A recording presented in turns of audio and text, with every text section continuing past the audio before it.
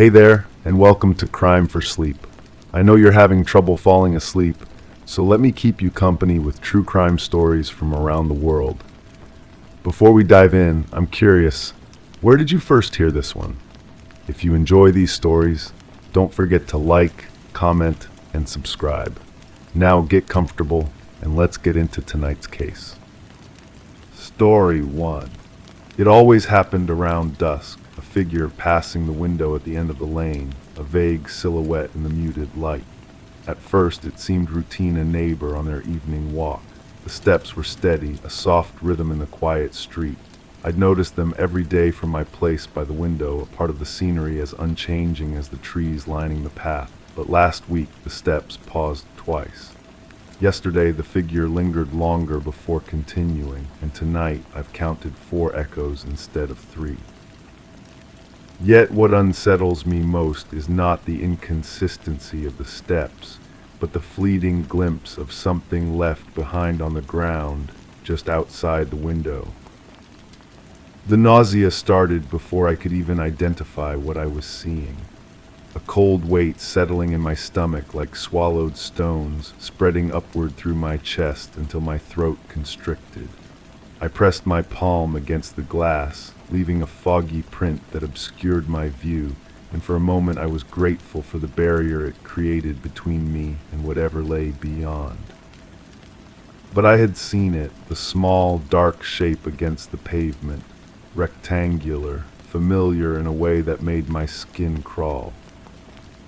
My mind keeps circling back to that afternoon when I found the first envelope slipped under my door. Plain manila paper, no markings, unsealed. Inside, a single photograph, black and white, slightly blurred, showing the back of someone's head as they sat at what appeared to be a kitchen table. The hair was the same length as mine, the same color, but the angle made identification impossible. The shoulders hunched forward suggested reading or writing, but I couldn't see what occupied their hands. I had stared at that photograph for what felt like hours, turning it over, holding it up to different lights, searching for some clue about who had taken it or why they thought I should see it. The paper stock felt expensive between my fingers, substantial and smooth, professional quality, not the kind of thing you'd pick up at a corner store. The figure at the window returns to me now, that slouched posture, the way they seem to pause at precise intervals. Had they been counting steps too, measuring distance? I realize I never saw their face clearly, never caught more than the suggestion of features in the failing light. Gender, age, even height became fluid properties, shifting with my perspective and the shadows cast by the overhanging branches. There was something about the way they moved that reminded me of the photograph, the same quality of deliberate anonymity, as if they were performing the act of being a person rather than simply existing as one. The steps weren't quite natural now that I think about it, too measured, too conscious of their own rhythm, like someone walking to a metronome only they could hear. I keep returning to that kitchen table in the photograph. The more I studied it, the more convinced I became that I recognized the wood grain, the particular way the light fell across its surface. My grandmother's table, the one I inherited after she passed, the one I eat at every morning, where I pay bills and sort mail and sometimes sit with a cup of coffee, staring out at the lane. But that would mean someone had been inside my house. Someone had stood in my kitchen with a camera while I sat unaware, captured that moment of ordinary privacy and transformed it into something sinister. The thought makes my hands shake even now. I can feel the violation like a physical presence, a contamination that spreads through my memories of that space. The second envelope appeared 3 days later. This time the photograph showed the same figure from behind, but standing. The kitchen was visible in the background, and I could see the edge of what looked like an open newspaper on the table. The timestamp in my mind places this during my morning routine, that brief period when I step away to refill my coffee mug or retrieve something from another room. I began checking the locks obsessively after that. Door handles, window latches, the sliding glass panel that leads to the small patio behind the house. Everything secure, everything in place, yet the feeling of exposure persisted. I started closing the curtains during the day, transforming my home into a cave of artificial twilight that somehow felt safer than the honest light streaming through unguarded glass. The figure at the window becomes more persistent in my thoughts. I realize now that I never saw them approach or depart, only that moment of passing, as if they materialized at the exact point where my vision could catch them and dissolved again beyond its reach. The timing too perfect, too precisely calibrated to my own habits of looking out at that particular moment. My sleep became fractured, filled with dreams of cameras clicking in empty rooms, of footsteps that matched my own so perfectly they seemed to be coming from inside my body. I would wake with the taste of metal in my mouth, my sheets damp with perspiration that smelled like fear. The boundary between sleep and waking grew thin, permeable. Sometimes I would catch myself standing at the window without remembering the decision to go there, my hand already raised to shield my eyes as I peered into the gathering darkness. The third photograph arrived during what I thought was a period of heightened vigilance. I had been checking the door every few hours, looking for signs of disturbance, any indication that someone had approached while I was distracted. Yet there it was, the manila envelope, positioned with the same careful precision as the others. This image was different, closer. The figure at the table had turned slightly, enough to reveal a partial profile. The features were indistinct, softened by motion blur or perhaps deliberate manipulation, but something about the angle of the jaw, the curve of the ear, sent recognition shooting through me like an electric current. I stared at my own reflection in the darkened window, trying to match it against the photograph. The resemblance was undeniable, yet somehow impossible.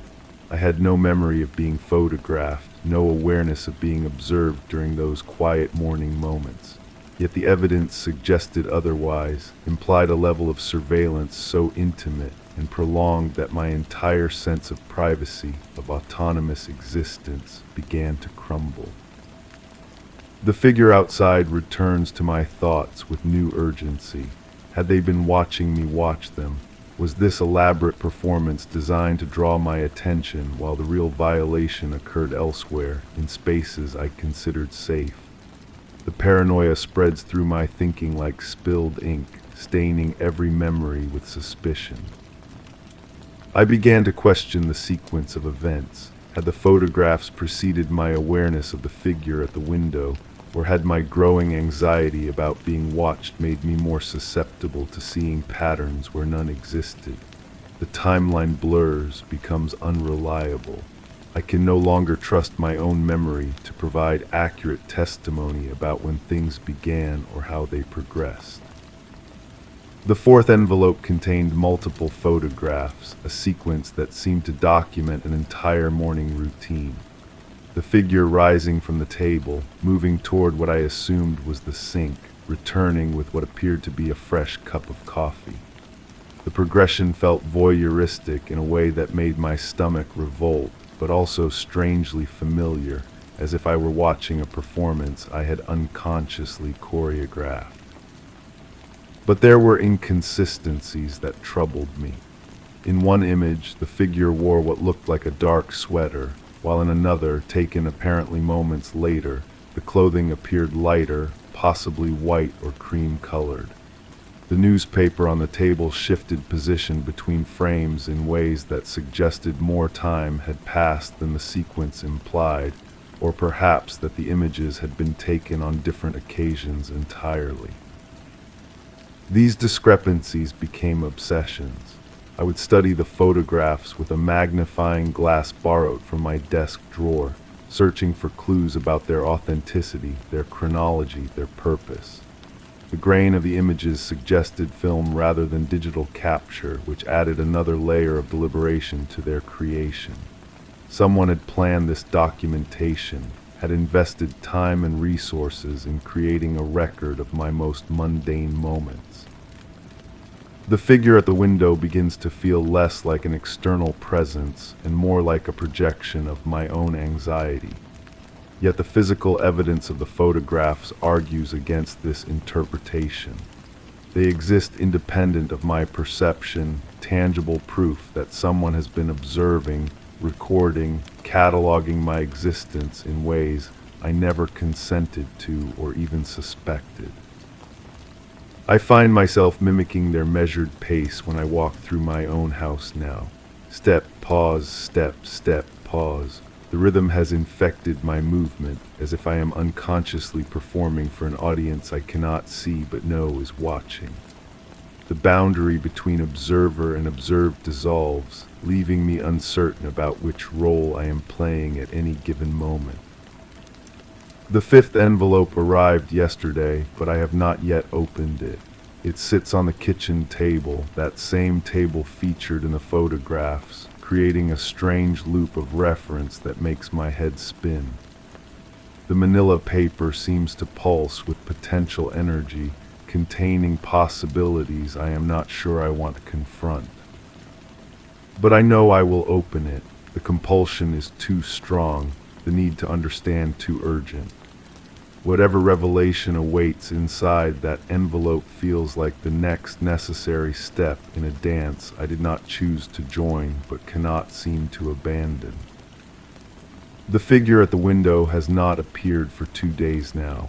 The absence feels more ominous than their presence ever did, as if the performance has moved to a different stage, one where I cannot observe the players or predict the next act. The silence where their footsteps should be echoes louder than any sound. I press my face against the glass, searching the empty lane for some sign of movement, some indication that the world beyond my window continues to operate according to recognizable rules. But the pavement stretches away into darkness, revealing nothing, promising nothing, offering no comfort or clarity. The envelope waits behind me, patient and certain. I can feel its presence like heat against my back, drawing me away from the window and toward whatever truth it contains.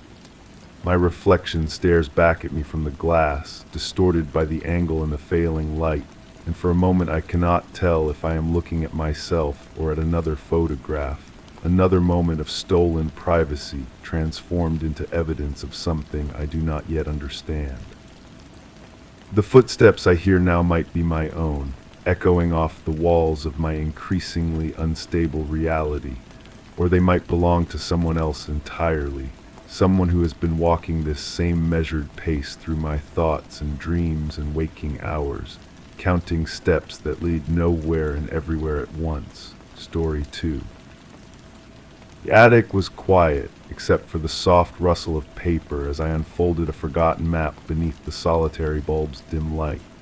The air was thick with dust, carrying a stale scent of old books and secrets untold. Everything seemed untouched for decades, yet pinned to the map, a ticket stub dated last week lay incongruously new. In that moment, the line between past and present wavered, and an inexplicable chill crept through the room, urging me to question what lay hidden in the corners of the house. The nausea hits me first, always the nausea. It starts in my stomach and crawls upward like something alive, something desperate to escape.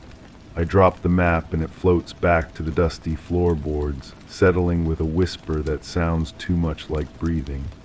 The ticket stub clings to my fingertips, its edges sharp against my skin. I know this feeling. I've carried it for weeks now, maybe longer. Time has become elastic, stretching and contracting without warning. The feeling sits behind my ribs like a stone, cold and immovable. It tastes like copper pennies and smells like rain on hot concrete. The house groans around me, settling into itself the way old bones settle into arthritic joints. I inherited this place from someone whose face I can barely recall now, a relative distant in more ways than geography. The funeral was small, attended by people who whispered in corners and avoided my eyes. They knew something I didn't, or maybe they knew something I was trying to forget. The ticket stub is for a train. The destination is smudged, illegible. But I remember the sound of wheels on tracks, that rhythmic clicking that becomes hypnotic after miles of repetition. I remember sitting by a window watching landscapes blur into abstract paintings. There was someone sitting across from me, but when I try to focus on their features, they dissolve like sugar in water. My hands are shaking. They've been shaking for days or maybe weeks. The tremor is subtle, barely noticeable unless you're looking for it, but I'm always looking for it now. I hold them up to the light and watch the way my fingers quiver, like leaves in a breeze that only I can feel. The attic stretches around me, full of shadows that seem to move when I'm not looking directly at them. Boxes line the walls, their contents mysterious and somehow threatening. I came up here looking for something specific, but I can't remember what. The search itself has become more important than the object of the search. There's a photograph tucked between the pages of an old book. I don't remember taking it out, but suddenly it's in my hands. The image shows a group of people standing in front of what might be a train station. Their faces are overexposed, bleached white by too much sunlight or a camera flash. One figure stands apart from the others, slightly blurred as if they were moving when the shutter clicked. I think that figure might be me, but the clothes are wrong, the posture unfamiliar. The person in the photograph carries themselves with a confidence I've never possessed. Their shoulders are straight, their stance wide and assured. I've always been the type to hunch inward, to make myself smaller in crowded spaces. The nausea intensifies. I press my hand against my mouth and taste salt. Have I been crying? My cheeks are dry, but the salt lingers on my lips like evidence of tears I don't remember shedding. The train ride comes back to me in fragments. I remember the weight of a suitcase in my hand, heavier than it should have been given how little I'd packed. I remember the conductor's uniform, navy blue with brass buttons that caught the light. His smile was too wide, too practiced. He punched my ticket with unnecessary force, and the sound echoed through the car like a small explosion. But was I leaving or arriving? The memory shifts depending on how I approach it, like an optical illusion that changes based on your perspective. Sometimes I'm fleeing something, my heart racing with the urgency of escape. Other times I'm approaching a destination with dread, each mile bringing me closer to something I don't want to face. The house settles again and dust motes dance in the bulb's weak light. They move in patterns that seem almost deliberate, forming shapes that dissolve before I can identify them. I watch them spiral and drift, and for a moment I feel like I'm falling. There was an argument. I remember raised voices, though not the words, the sound of a door slamming, the hollow echo of footsteps on wooden floors. Someone was angry, their fury filling the air like smoke. But was it me? Was I the one shouting, or was I the target of someone else's rage? My reflection catches in the window at the far end of the attic. The glass is old and warped, distorting my features into something almost unrecognizable. My eyes look too large, my mouth too small. There's something wrong with the proportions, as if I'm looking at a funhouse mirror version of myself. The person in the reflection moves slightly out of sync with my movements. When I raise my hand, there's a delay before the reflection follows suit. When I turn my head, the reflection lingers for a moment before catching up. It's probably just the warped glass, but the effect is unsettling. I remember packing a bag, though I can't recall what I put inside it. My hands moved automatically, selecting items based on some internal logic I no longer understand. A sweater, though the weather was warm, a book I'd never read. a small wooden box that rattled when I shook it, though I couldn't remember what was inside. The ticket stub crumbles slightly between my fingers. The paper is older than it should be, brittle with age despite its recent date. How is that possible? Time doesn't work that way. But then again, nothing has been working the way it should lately. There was a station. I remember the smell of diesel fuel and the sound of announcements echoing through a cavernous space. People moved around me like water flowing around a stone, purposeful and urgent. I stood still in the center of it all, uncertain which direction to go. Someone approached me, a figure in a dark coat, their face obscured by shadow. They spoke to me, but I can't remember their words. Their voice was familiar, though I couldn't place it. They handed me something, a small object that felt significant, though I couldn't say why. What did they give me? The memory slips away like smoke every time I try to grasp it. But the weight of it lingers in my palm, a phantom sensation that makes my hand close involuntarily around empty air. The nausea peaks and then recedes, leaving behind a hollow feeling in my chest. I lean against a wooden beam and feel the house's pulse through the old timber. Every building has a heartbeat if you know how to listen for it. This house's rhythm is irregular, skipping beats in a way that makes me anxious. I remember sitting in a waiting room. The chairs were uncomfortable, covered in a rough fabric that scratched against my skin. There were magazines on a low table, their covers featuring faces I didn't recognize.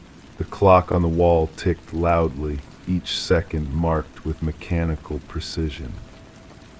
Someone called my name, but when I looked up, the room was empty. The voice came from everywhere and nowhere, echoing off walls that seemed to stretch further than they should. I stood and walked toward the sound, but with each step, the source seemed to move further away. The wooden box rattles in my memory. I can hear it now, even though I don't know where the actual box has gone. The sound is distinctive, like small bones or dried seeds. Whatever is inside wants to be free, wants to scatter and spread and take root in fertile ground. My reflection in the window has changed. The features are sharper now, more defined, but they're not my features. The person looking back at me has eyes that are too knowing, a mouth that curves in a way mine never has. They're wearing clothes I don't own, standing in a posture I've never adopted.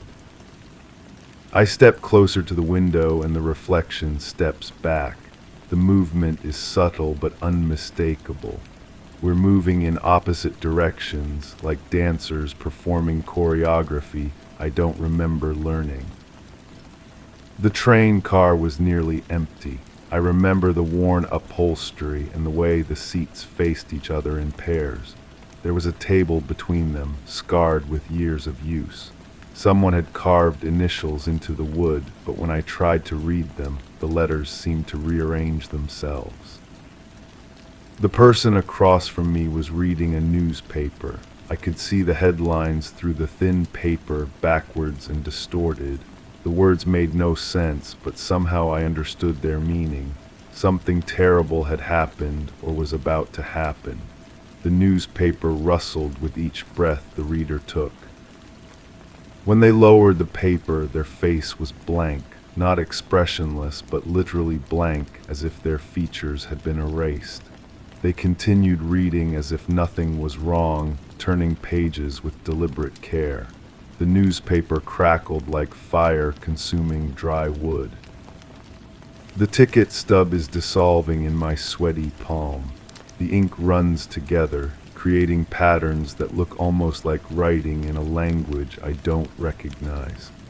I try to make out individual letters, but they shift and blur, refusing to hold still long enough for comprehension.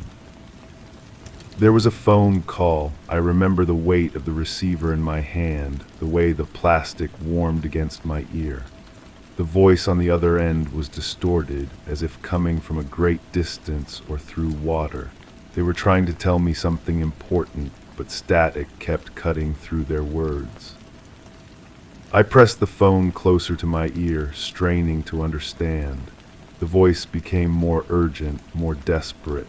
They were warning me about something, or maybe asking for help, but the connection was bad and their words fragmented into meaningless syllables. When I hung up, my hand was shaking.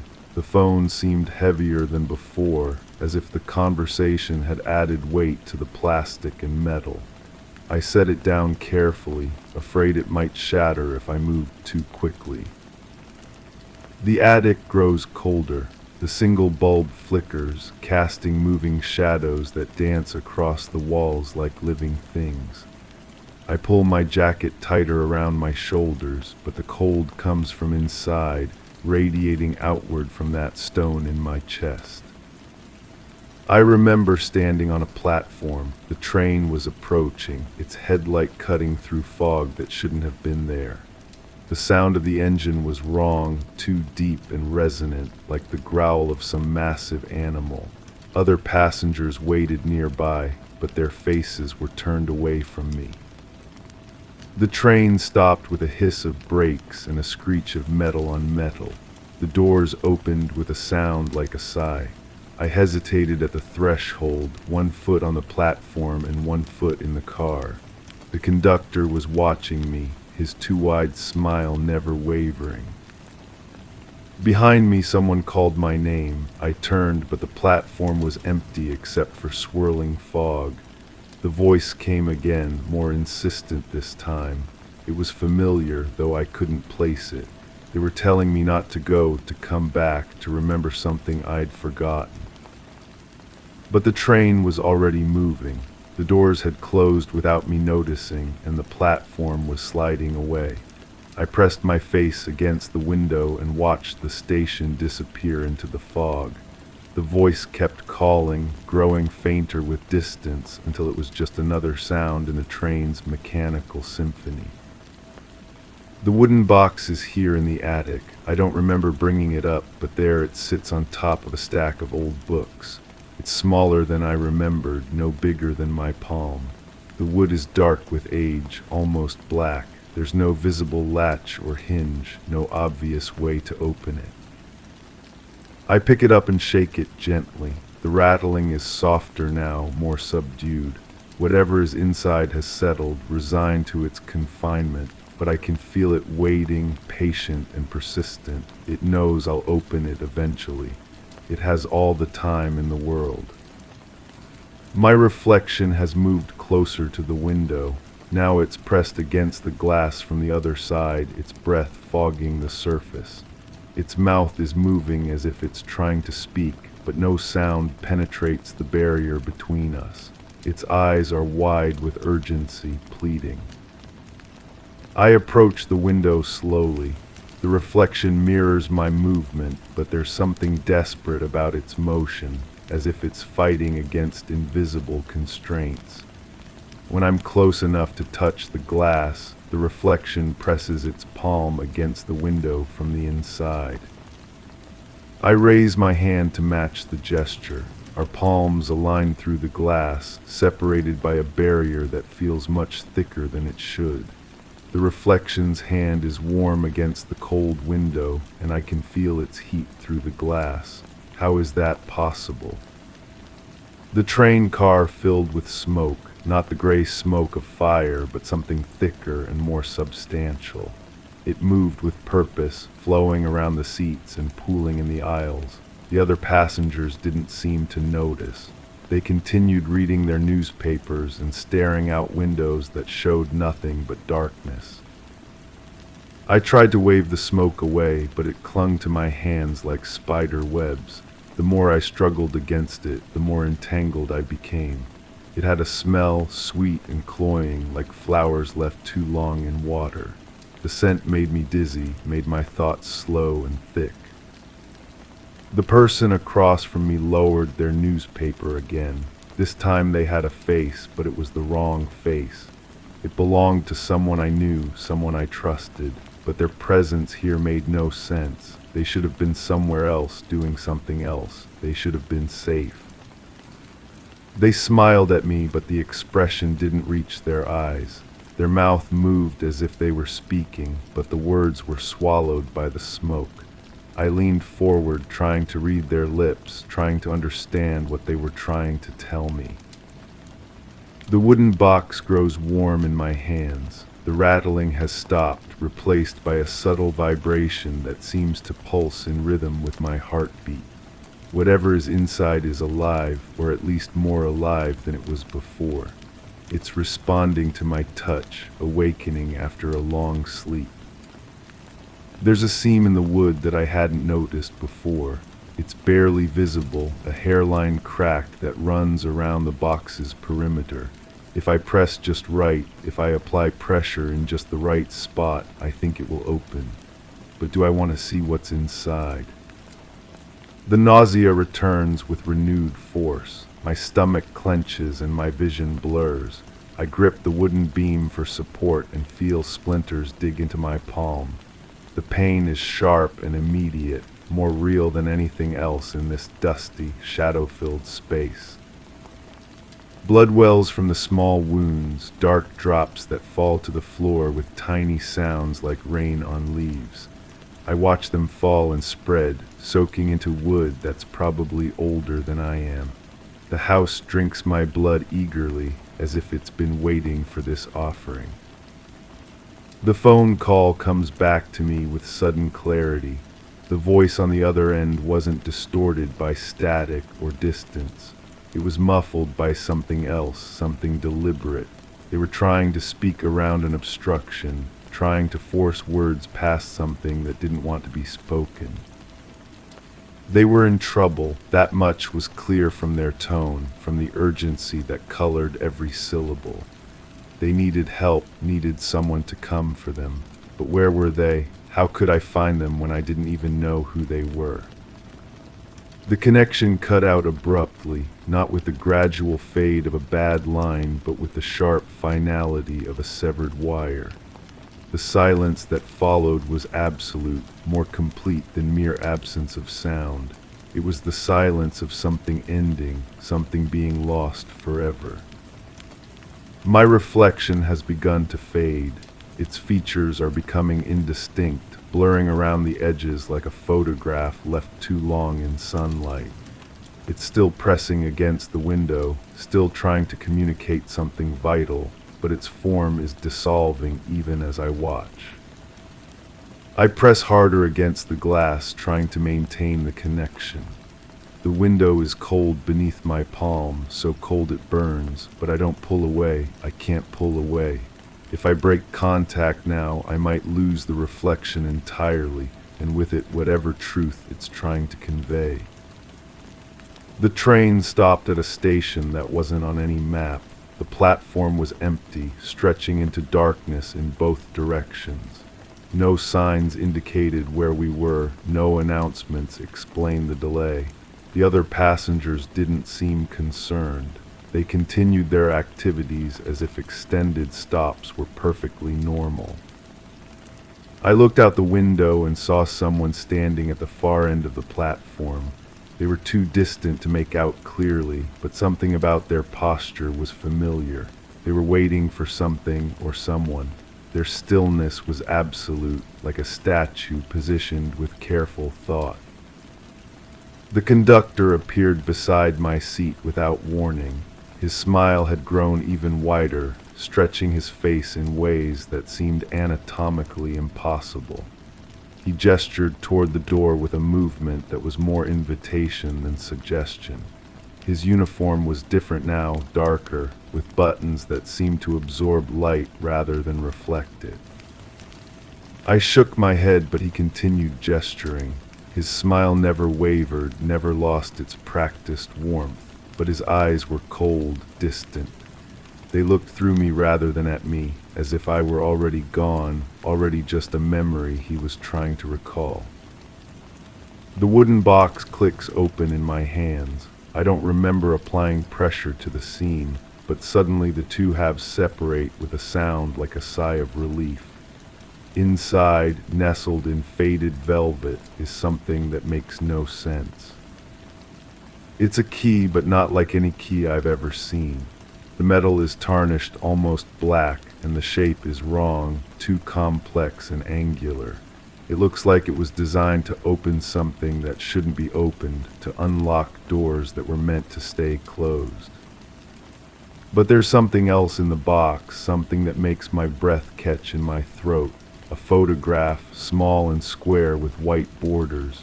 It shows the same train station from the other picture, but this time the platform isn't empty. This time there are two figures standing close together, their faces clear and unmistakable. One of them is me, but the other is someone I haven't seen for weeks, someone who should be somewhere else entirely. Someone who made a phone call that cut off too abruptly, whose voice was muffled by something they couldn't name. The reflection in the window is gone now, leaving only my own face staring back at me. But my reflection looks wrong too, distorted by more than just old glass. My eyes are too wide, my skin too pale. I look like someone who's seen something they shouldn't have, someone who knows a secret they wish they could forget. The train began moving again without warning. No whistle, no announcement, just the sudden lurch of acceleration. The figure on the platform grew smaller and smaller until they were just a dot in the darkness. But even at that distance, I could feel their eyes on me, watching as I was carried away. I pressed my face against the window and watched until even the dot disappeared. The train picked up speed, rushing through a landscape that looked increasingly unfamiliar. The darkness outside was absolute, broken only by the occasional flicker of light that might have been stars or might have been something else entirely. The conductor was gone when I turned back to my seat. In fact, all the passengers were gone. The car was empty except for me, filled with the hollow sound of wheels on tracks and the whisper of air through gaps in the windows. The newspapers lay abandoned on seats, their headlines now completely illegible. I walked through the car looking for some sign of where everyone had gone, but the doors at either end were locked and the windows showed only rushing darkness. I was alone with the train's mechanical heartbeat and the growing certainty that something was very, very wrong. The key in my hand grows warm, then hot. The metal seems to pulse with its own internal heat, as if there's a fire burning at its core. I want to drop it, but my fingers won't obey. They close around the key with a grip that's beyond my conscious control. The nausea reaches a crescendo and then suddenly stops. The stone in my chest dissolves, leaving behind a hollow space that feels even worse than the weight. I'm empty now, scraped clean of everything that made me who I was. What's left is just a shell, a container waiting to be filled with someone else's memories. The attic around me begins to change. The walls stretch and contract like breathing lungs. The shadows move with deliberate purpose, reaching toward me with fingers made of darkness. The single bulb flickers faster now, creating a strobe effect that makes everything seem to jump and dance. I understand now why I came here, not to search for something, but to remember something. The house, the train, the phone call, the reflection in the window, they're all pieces of a puzzle I've been trying to solve, but the picture they form is one I don't want to see. The photograph in the wooden box shows the truth I've been avoiding. Two people on a platform, one of them me, the other someone who trusted me completely. Someone who followed me onto a train that went nowhere good, who made a phone call that was cut short by circumstances I helped create. The key burns hotter in my palm, but I can't let go. It's the key to a door I locked and tried to forget. But locks work both ways. They keep things out, but they also keep things in. And some doors, once opened, can never be closed again. The train reaches its final destination in my memory, a station that exists only in the space between sleeping and waking, between truth and the stories we tell ourselves to survive. The platform is empty except for me now, and the silence is complete. I step off the train carrying a suitcase that's heavier than it was when I boarded. Inside is everything I couldn't leave behind, everything I tried to forget. The weight of it pulls at my shoulder, reminding me with each step that some burdens can't be set down. The conductor watches me go, his smile finally fading. He knows what I've done, what I'm carrying, but he says nothing, just tips his cap in a gesture that might be farewell or might be acknowledgement. The train pulls away without me, disappearing into darkness that swallows light and sound and memory. The key in my hand has cooled, but the metal still bears the impression of my grip. It's ready now, waiting for me to use it. But the door it opens isn't in this attic, isn't in this house. It's in a place I've been trying not to go, a room in my mind where the truth waits with infinite patience. The reflection appears in the window one last time, clearer now than it's ever been. But it's not my reflection anymore. It's theirs, the person from the photograph, the person who made the phone call. They're trying to tell me something, their mouth moving with urgent purpose.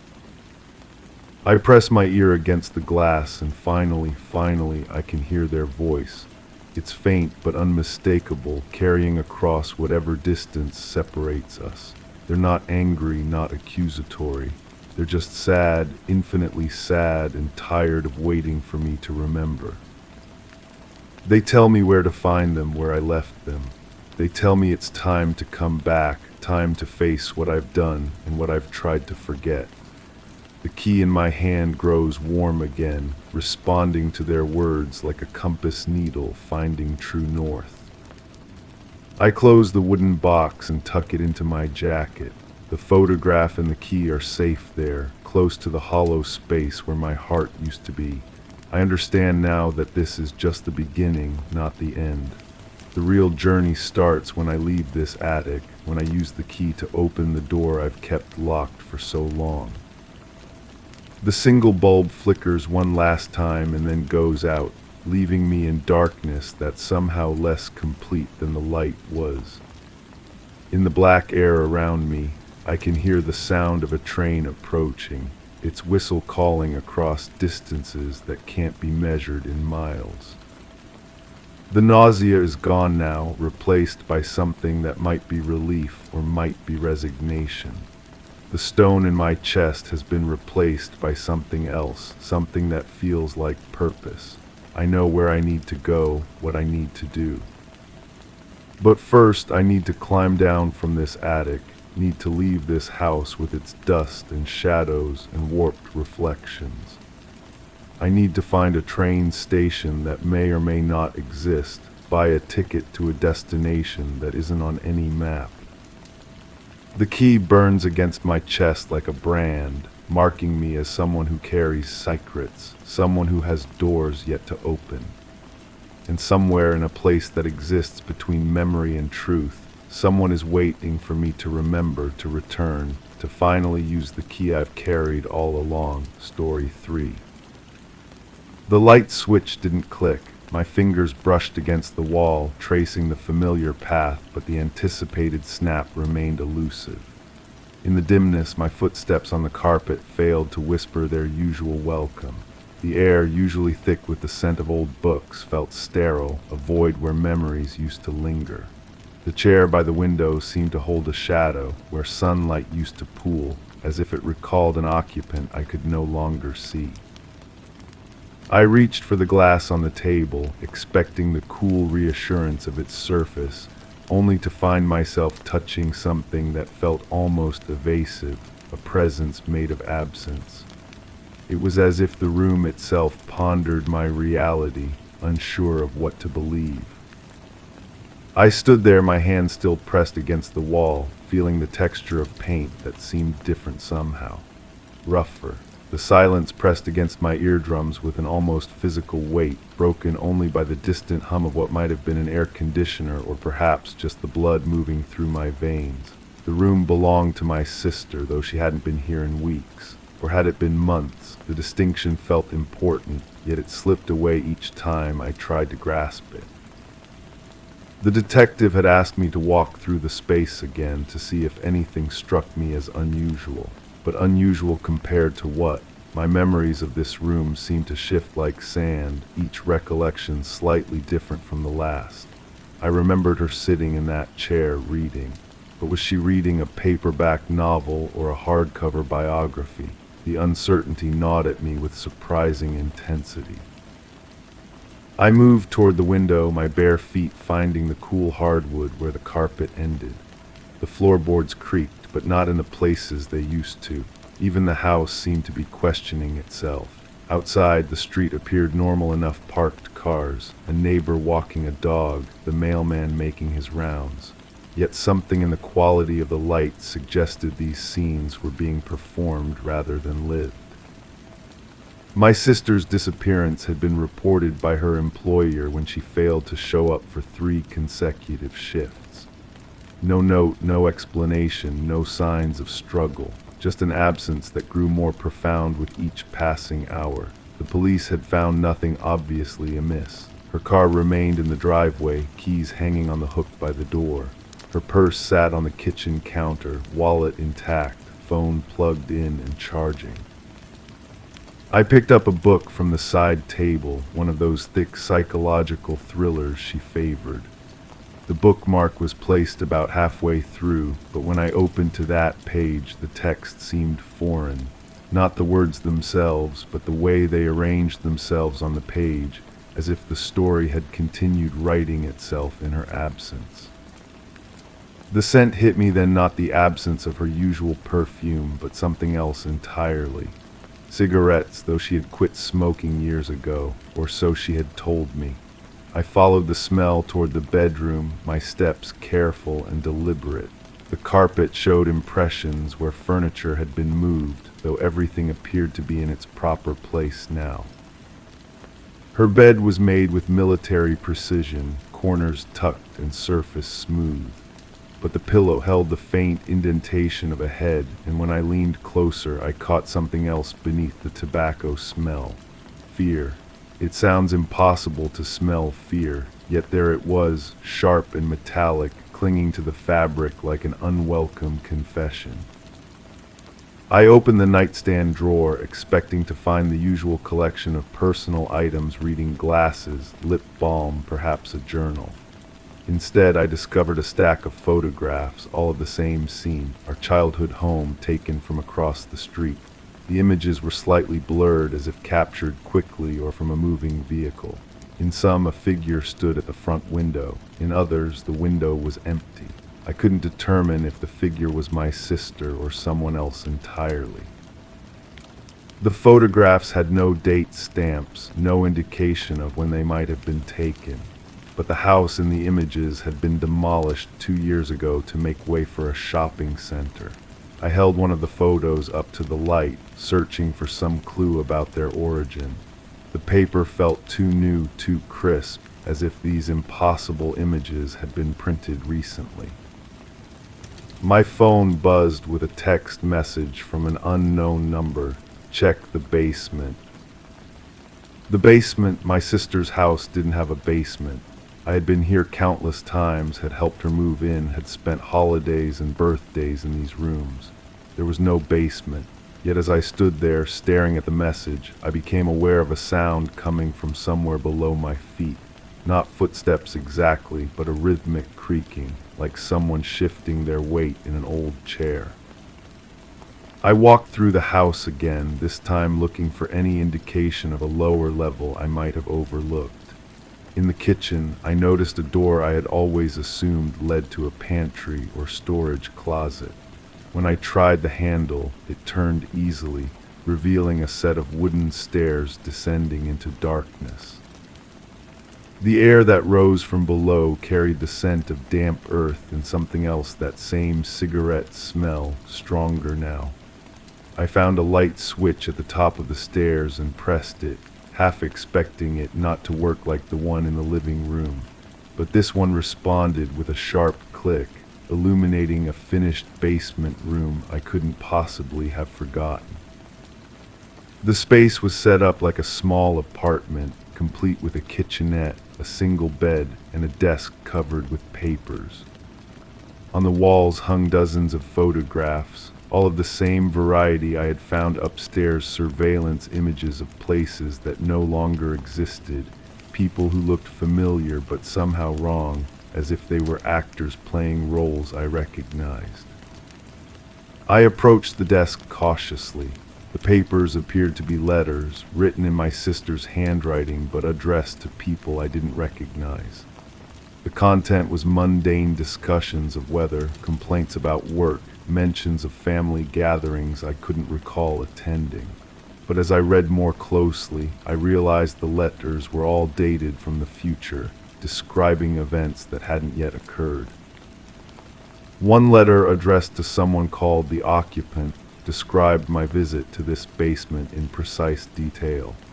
It mentioned my confusion about the light switch, my discovery of the photographs, even the text message that had led me here. But it was written as if these events had already happened, as if my sister had been watching me navigate through her disappearance before she had actually disappeared. The chair behind the desk was still warm. I spun around, searching the basement for any sign that someone else was present. The shadows seemed deeper than they should be, and I found myself listening for the sound of breathing that wasn't my own. But there was only silence, thick and expectant, as if the room itself was holding its breath. On the bed, I noticed something that made my chest tighten. A suitcase, partially packed with clothes I recognized as my sister's. But mixed among her familiar garments were items that belonged to me: a sweater I thought I had lost, a book I was certain I had left at my own apartment, a pair of earrings I had been looking for just that morning. The implication was too strange to process directly. Instead, I found myself focusing on smaller details. The way the basement ceiling was exactly the same height as the main floor above, which should have been impossible given the house's architecture. The way my footsteps on the concrete floor seemed to echo in patterns that didn't match my movements. The way the photographs on the wall appeared to shift slightly when I wasn't looking directly at them. My phone buzzed again. Another message from the same unknown number. "She's been watching you too." I looked up at the ceiling, suddenly aware that there might be cameras hidden somewhere in this impossible room. But instead of feeling exposed, I felt a strange sense of relief. If my sister had been watching me, then she might still be somewhere, still be alive, still be orchestrating whatever elaborate scenario this had become. But then another thought crept in, one that made my hands shake as I held the phone. What if the person who had been watching me wasn't my sister at all? What if someone else had been living in this basement, studying my habits, collecting my belongings, preparing for something I couldn't yet understand? I climbed the stairs back to the main floor, but when I reached the top and turned around, the door I had just come through was gone. In its place was the familiar pantry I had always remembered, filled with canned goods and cleaning supplies, no evidence that a staircase had ever existed. The house felt different now, as if it was holding secrets in every corner. I walked through the rooms again, but this time I noticed things that hadn't been there before. A coffee cup with lipstick on the rim, though my sister never wore lipstick. A newspaper folded to the obituaries, with one entry circled in red ink my own name, with a date that was still 3 days in the future. I sat down in the chair by the window, the one that had seemed to hold shadows earlier. From this angle I could see across the street to where another house sat, its windows dark except for one on the second floor. In that window, a figure stood watching. The distance made it impossible to make out details, but something about the silhouette was familiar. I raised my hand in a tentative wave. The figure waved back, mirroring my movement exactly. When I stood up, the figure stood. When I stepped to the left, the figure stepped to the right, as if I was looking at my own reflection in a distant mirror. But that was impossible. The geometry of the street, the angle of the houses, the physics of reflection, none of it could account for what I was seeing. Yet there it was, undeniable and inexplicable, a version of myself watching from a place I couldn't reach. I grabbed my keys and headed for the door, determined to cross the street and confront whatever was happening in that other house. But when I stepped outside, the house across the street was boarded up, condemned, with a demolition notice posted on the front door. The windows were covered with plywood, no way for anyone to stand behind them and watch. I turned back to look at my sister's house, and there in the window where I had just been standing, the figure remained. Now I was the one being watched from across the street, and the person in the window was someone else entirely. The detective called as I stood there on the sidewalk, trying to reconcile what I was seeing with what I knew to be possible. His voice sounded tired, distant, as if he was reading from a script he had memorized long ago. "We found her car," he said, "been sitting in a parking garage downtown for weeks. But here's the strange thing, according to the timestamp on the security footage, she's been driving in and out of that garage every day since she disappeared. Same time, same routine, like clockwork, but the car never actually moved." I watched the figure in the window as he spoke. It seemed to be listening to the phone conversation, reacting to information it shouldn't have been able to hear. "There's something else," the detective continued. "We ran the plates on that car, and according to our records, it was totaled in an accident 6 months ago. Insurance paid out the claim, but there it sits, pristine condition, like nothing ever happened." The figure in the window raised a phone to its ear. "We need you to come down to the station," the detective said. "There are some questions about your sister's identity we need to clear up, some discrepancies in her records that don't make sense." I hung up the phone and looked around the neighborhood I thought I knew. Every house seemed slightly wrong now, as if they had all been built from memories rather than blueprints. The street curved in a direction I didn't remember. The trees cast shadows that fell at impossible angles. When I looked back at the window, the figure was gone, but the light in the room was still on, and I could see movement in the shadows, as if someone was pacing back and forth, agitated or excited. I realized then that I had been asking the wrong questions, not where my sister had gone, but whether she had ever been there at all. Not what had happened to her, but what was happening to me. Not who was responsible for her disappearance, but who was responsible for my presence in this place that felt less real with every passing moment.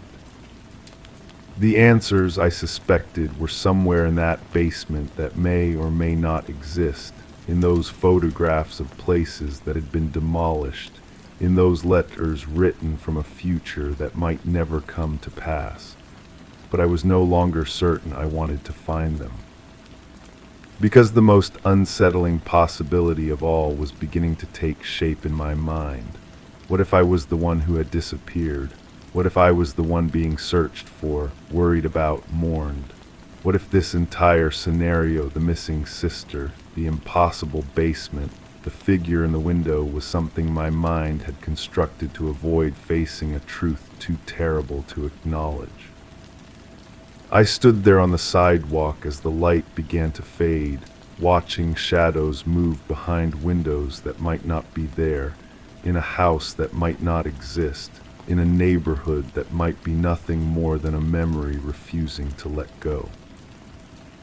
The only thing I knew for certain was that someone was watching, someone was waiting, and someone was about to discover that the line between observer and observed, between searcher and searched, between reality and reflection, was far thinner than anyone had ever imagined, Story 4. Latch clicked shut softly as I withdrew my hand. The quiet around me felt thick, curiously dense, as if the air itself held its breath.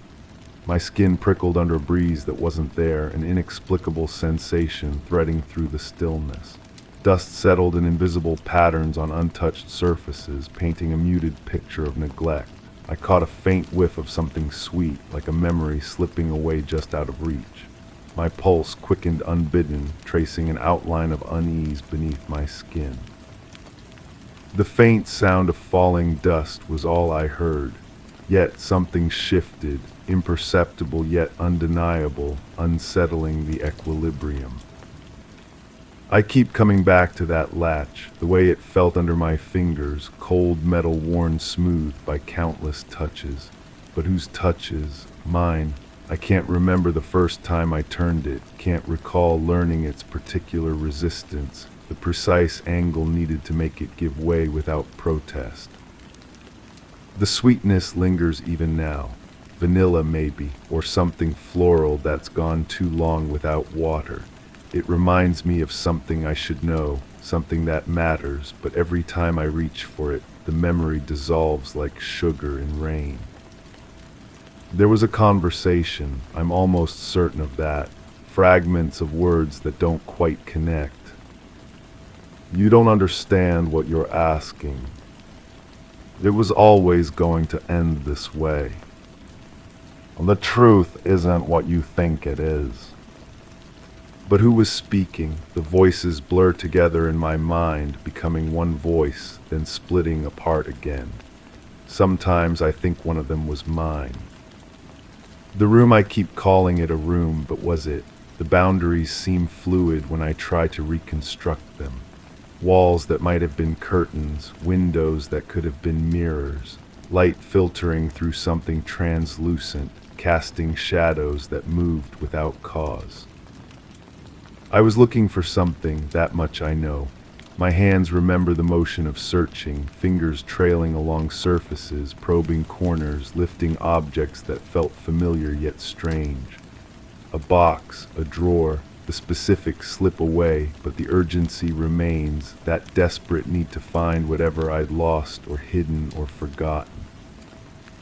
Check again, a voice said, or maybe I said it. It has to be here. The sweetness was stronger then, almost overwhelming.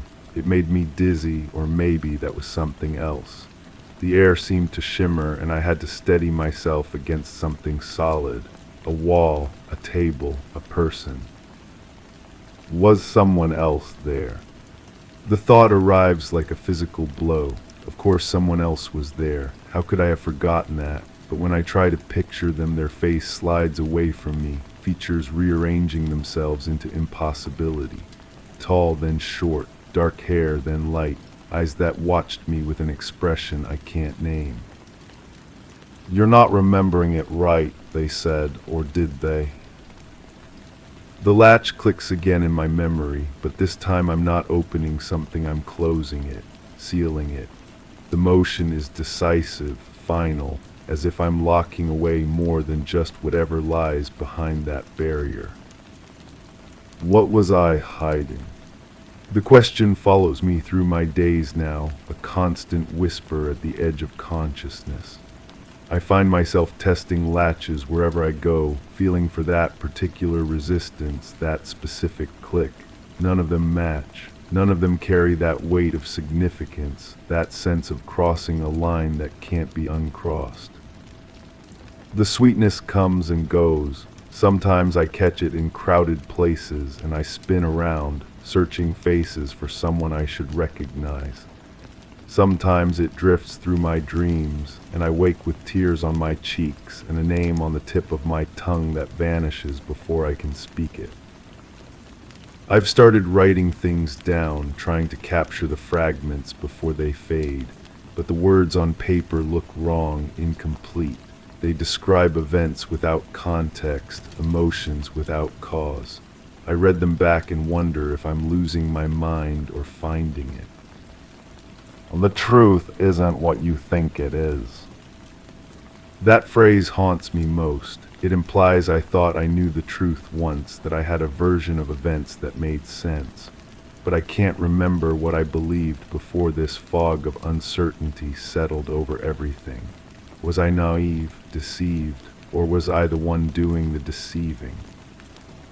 The room comes back to me in pieces, sunlight slanting through dust motes, the texture of fabric under my palm rough like canvas or burlap, something glass that caught the light and threw rainbows on the walls. I was careful with it, whatever it was, precious maybe, or dangerous. Be careful, someone warned. You don't know what you're dealing with. But I thought I did. I thought I understood exactly what I was dealing with, and I was wrong. The certainty I felt then seems impossible now, like trying to remember what it felt like to believe in fairy tales. The other person, I'm sure now there was someone else. They moved differently than I expected. Hesitant when I thought they'd be confident, urgent when I thought they'd be calm. As if they were following a script I hadn't read, playing a role I didn't recognize. This isn't how it was supposed to happen, one of us said. The latch was stiff that second time, or maybe it was the first time and the easy click came later. The sequence of events refuses to arrange itself properly in my memory. Cause and effect have become suggestions rather than rules. I remember the weight of responsibility settling on my shoulders like a heavy coat. The knowledge that whatever happened next would be my fault, my choice, my burden to carry. But responsibility for what? Choice between what options? The sweetness was cloying by then, thick enough to taste. It coated the back of my throat and made me swallow hard, fighting the urge to gag. Too much of something that should have been pleasant, corrupted by excess or time or circumstance. You'll understand someday, the voice said, when you're ready. But I don't think I'll ever be ready. Some truths are too large, too sharp, too final to be safely held. They cut you just by existing in the same space, leave you bleeding from wounds you can't see or explain. The search was frantic toward the end. My hands remember the desperation, the way my fingers cramped from gripping too tightly, reaching too far, looking for proof, maybe, or absolution, or just an explanation that would make the pieces fit together in a way that didn't require me to be the villain in my own story. It's not here, I said, or someone said to me. It's gone. But what was gone, and did I lose it, or hide it, or destroy it? The distinction feels crucial, but the answer hovers just beyond reach, like trying to catch smoke with bare hands. The latch clicks one final time in my memory, and this time I know it's the end. Not an ending. Endings imply resolution, closure, a sense of completion. This is just a stopping point, a place where the story breaks off because continuing would require courage I don't possess. The sweetness fades, but never completely. It's always there now, lurking at the edges of my perception, a reminder of something I've chosen to forget, or been forced to forget, or simply lost the ability to remember clearly. I withdraw my hand, and the quiet settles around me like a shroud. The dust continues its endless dance, painting patterns that mean nothing and everything. The air holds its breath, waiting for something that may never come. Or maybe it's already here, and I just can't see it yet. The latch waits, cold and patient and familiar, ready to click shut again or open, depending on what I choose to remember and what I decide to forget. The sweetness whispers promises I don't trust and threats I can't ignore. And somewhere in the space between memory and forgetting, the truth continues to exist, unchanged by my inability to face it. The equilibrium remains unsettled, will always remain unsettled, as long as I keep coming back to that latch and the soft click that echoes through everything I've tried to leave behind. Story 5. The doorbell failed to chime. My finger lingered on the button, sensing the familiar pressure that usually summoned the expected sound, but silence wrapped around the house instead. As I stepped inside, the air offered no welcome, the usual scent of brewed coffee absent, its warmth missing. Floorboards beneath me moved as if rehearsed, yet they whispered nothing in return. My footsteps dissolved into a hollow space beyond hearing, the echo muted. I reached for the light switch, feeling it under my thumb, but it didn't concede to my touch. My shadow, faint and restless on the wall, seemed to pause, casting doubt on its own existence. The smell returns first, always the smell, something metallic and sweet, like pennies left in rain. I catch it sometimes when I'm not thinking, when my mind wanders to places it shouldn't go. The scent pulls me back to that house, though I can't remember why I was there or what I was looking for. I was supposed to check on someone, that much I know, but the details scatter like dust when I try to hold them. A woman maybe, or was it a man? The voice on the phone had been worried, urgent in that way that makes your stomach clench. They hadn't heard from someone in days. The key was under the planter by the front door. But which door, the memory shifts. Sometimes it's blue, sometimes green. Sometimes there's no color at all, just wood that feels wrong under my palm.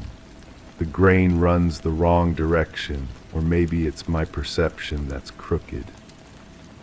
I remember calling out, "Hello, anyone home?" My voice sounded different in that space, smaller somehow. The rooms absorbed sound like they were hungry for it. I moved through them with purpose, though I can't recall what that purpose was. Kitchen first, then living room, or was it the other way around? The coffee cup sits on the table, half full, still warm, or maybe it was cold. My memory can't decide. There's a lipstick stain on the rim, a perfect crescent moon in burgundy. But when I blink, the cup is clean. When I blink again, it's not there at all. Someone had been reading. A book lay open, pages spread like wings. The words on the page meant something, but they blur when I try to focus. Something about gardens, or maybe it was about loss. The bookmark was halfway through, a thin strip of leather worn smooth by fingers I can't picture. I called the number from the refrigerator. Emergency contact, it said, but the voice that answered wasn't the one I expected. Too high, too sharp. They asked questions I couldn't answer. When did you last see them? What were they wearing? How did they seem? How did they seem? The question echoes in spaces I can't map. Happy, sad, afraid. The face won't come into focus. It's like trying to remember a dream that's already fading. Features blur together, expressions shift. Sometimes I see a smile, sometimes a frown. Sometimes no expression at all, just emptiness where a person should be. The bedroom door was closed. I know this because I remember my hand on the knob, the brass warm against my palm, but I can't remember opening it. There's a gap here, a place where memory should be but isn't. I was in the hallway, then I was somewhere else entirely. Water was running, the bathroom faucet, I think, a steady stream that had been flowing for who knows how long. The sink was overflowing, water cascading onto tiles that gleamed like teeth. I turned the handle, but my hands were shaking. Why were my hands shaking? The mirror above the sink was fogged with steam, though the water ran cold. Someone had written something in the condensation, but the letters were backwards, unreadable. When I wiped it clear, my own reflection startled me. My face looked wrong, older somehow, guilty. I found myself in the basement without remembering the stairs. The air was different down there, thicker. Boxes lined the walls, their contents labeled in handwriting I almost recognized. Christmas decorations, photo albums, baby clothes. The normalcy of it all felt like a lie. Behind the furnace, something glinted, metal catching what little light filtered down from above. I moved closer, though every instinct told me not to. My foot hit something soft, yielding. A blanket, maybe, or a tarp. I didn't look down, couldn't look down. The phone was ringing upstairs. The sound cut through the basement air like a blade. I climbed toward it, my legs heavy as concrete. By the time I reached the kitchen, the ringing had stopped. The silence that followed felt accusatory. A neighbor appeared at the window, face pressed against glass. Their mouth was moving, but I couldn't hear the words. They were pointing at something, gesturing urgently. When I looked where they pointed, I saw nothing. When I looked back, they were gone. I tried to leave then. The front door wouldn't open. The key turned, the lock clicked, but the door remained sealed. I pulled and pushed, threw my weight against it. Nothing. The windows were painted shut, their latches rusted in place. The house had decided to keep me. But that can't be right. I did leave, didn't I? I'm remembering this from somewhere else, somewhere safe. Or am I still there, still trapped in that place where nothing makes sense? The boundaries blur. Past and present collapse into each other like old photographs left in the sun.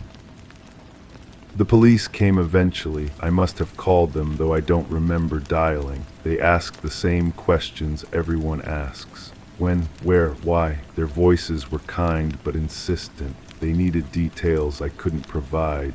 They needed certainty in a world gone liquid. I told them about the coffee cup, the running water, the basement. They wrote everything down, but their pens seemed to hesitate. One officer kept looking at me strangely, like I was speaking a language they almost understood but not quite. The other one asked if I needed to sit down. The investigation stretched on, though I can't say how long. People came and went, experts with cameras and brushes and little plastic bags. They found things, or maybe they didn't. Their faces gave nothing away. They spoke in whispers that I wasn't meant to hear.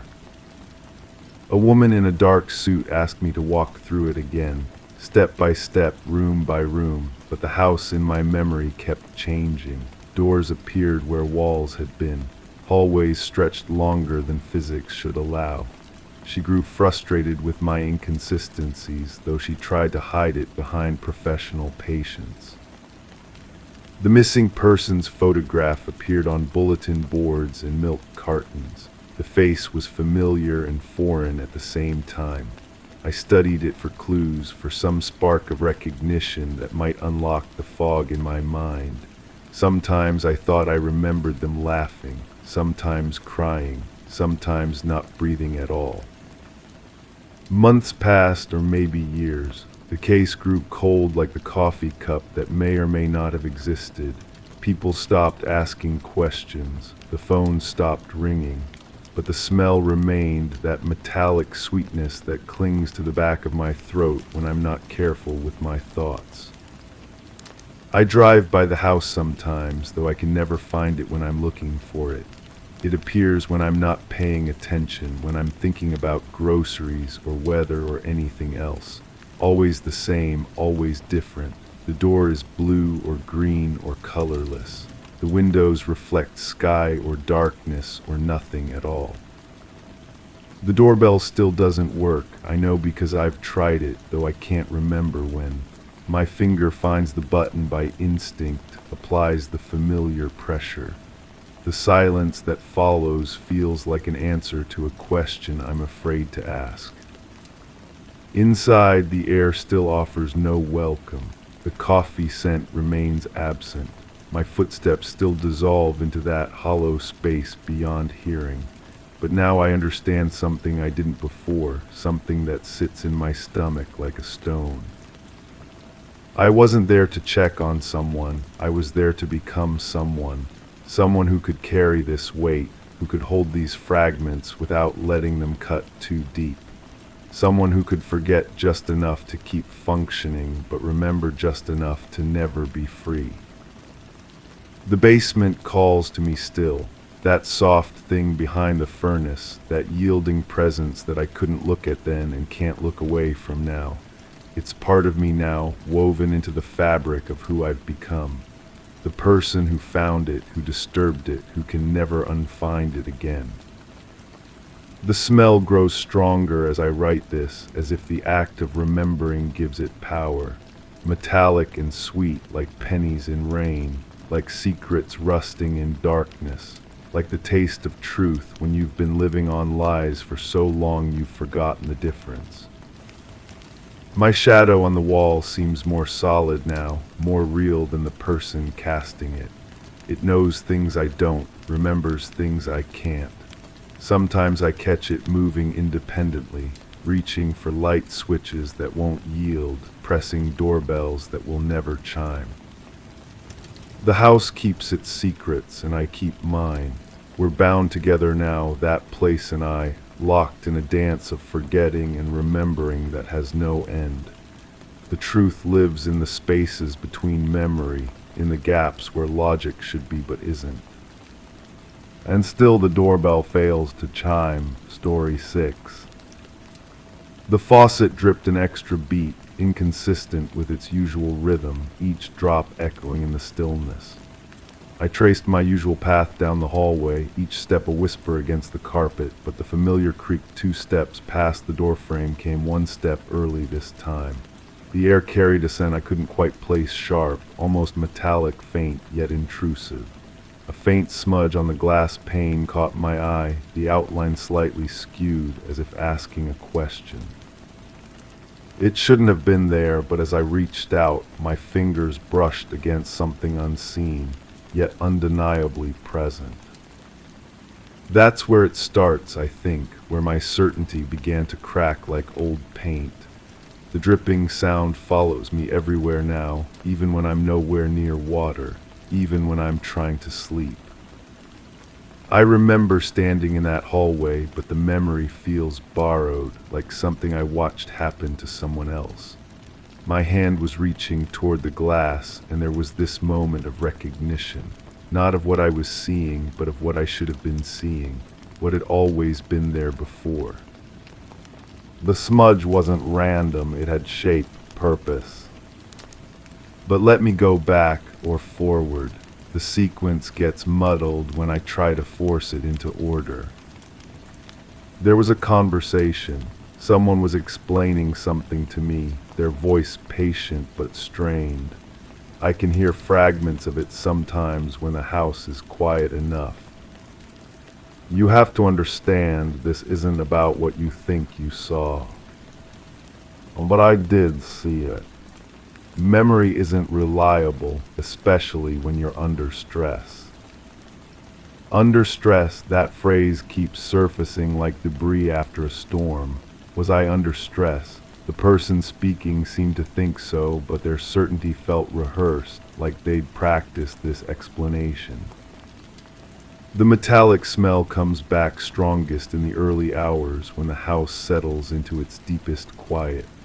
I've learned to recognize the exact moment it appears, usually right after that irregular drip starts up again. It's not coming from the faucet, though. I've checked so many times the handles are loose now from turning. Sometimes I find myself standing in different rooms without remembering walking there. Always near windows, always touching glass. There was a phone call, I'm almost certain of this, though the details scatter when I try to grasp them. Someone was asking me questions about what I'd observed, what I'd noticed. Their tone was careful, the way people speak when they're afraid of your answer. Had you noticed anything unusual in the days before?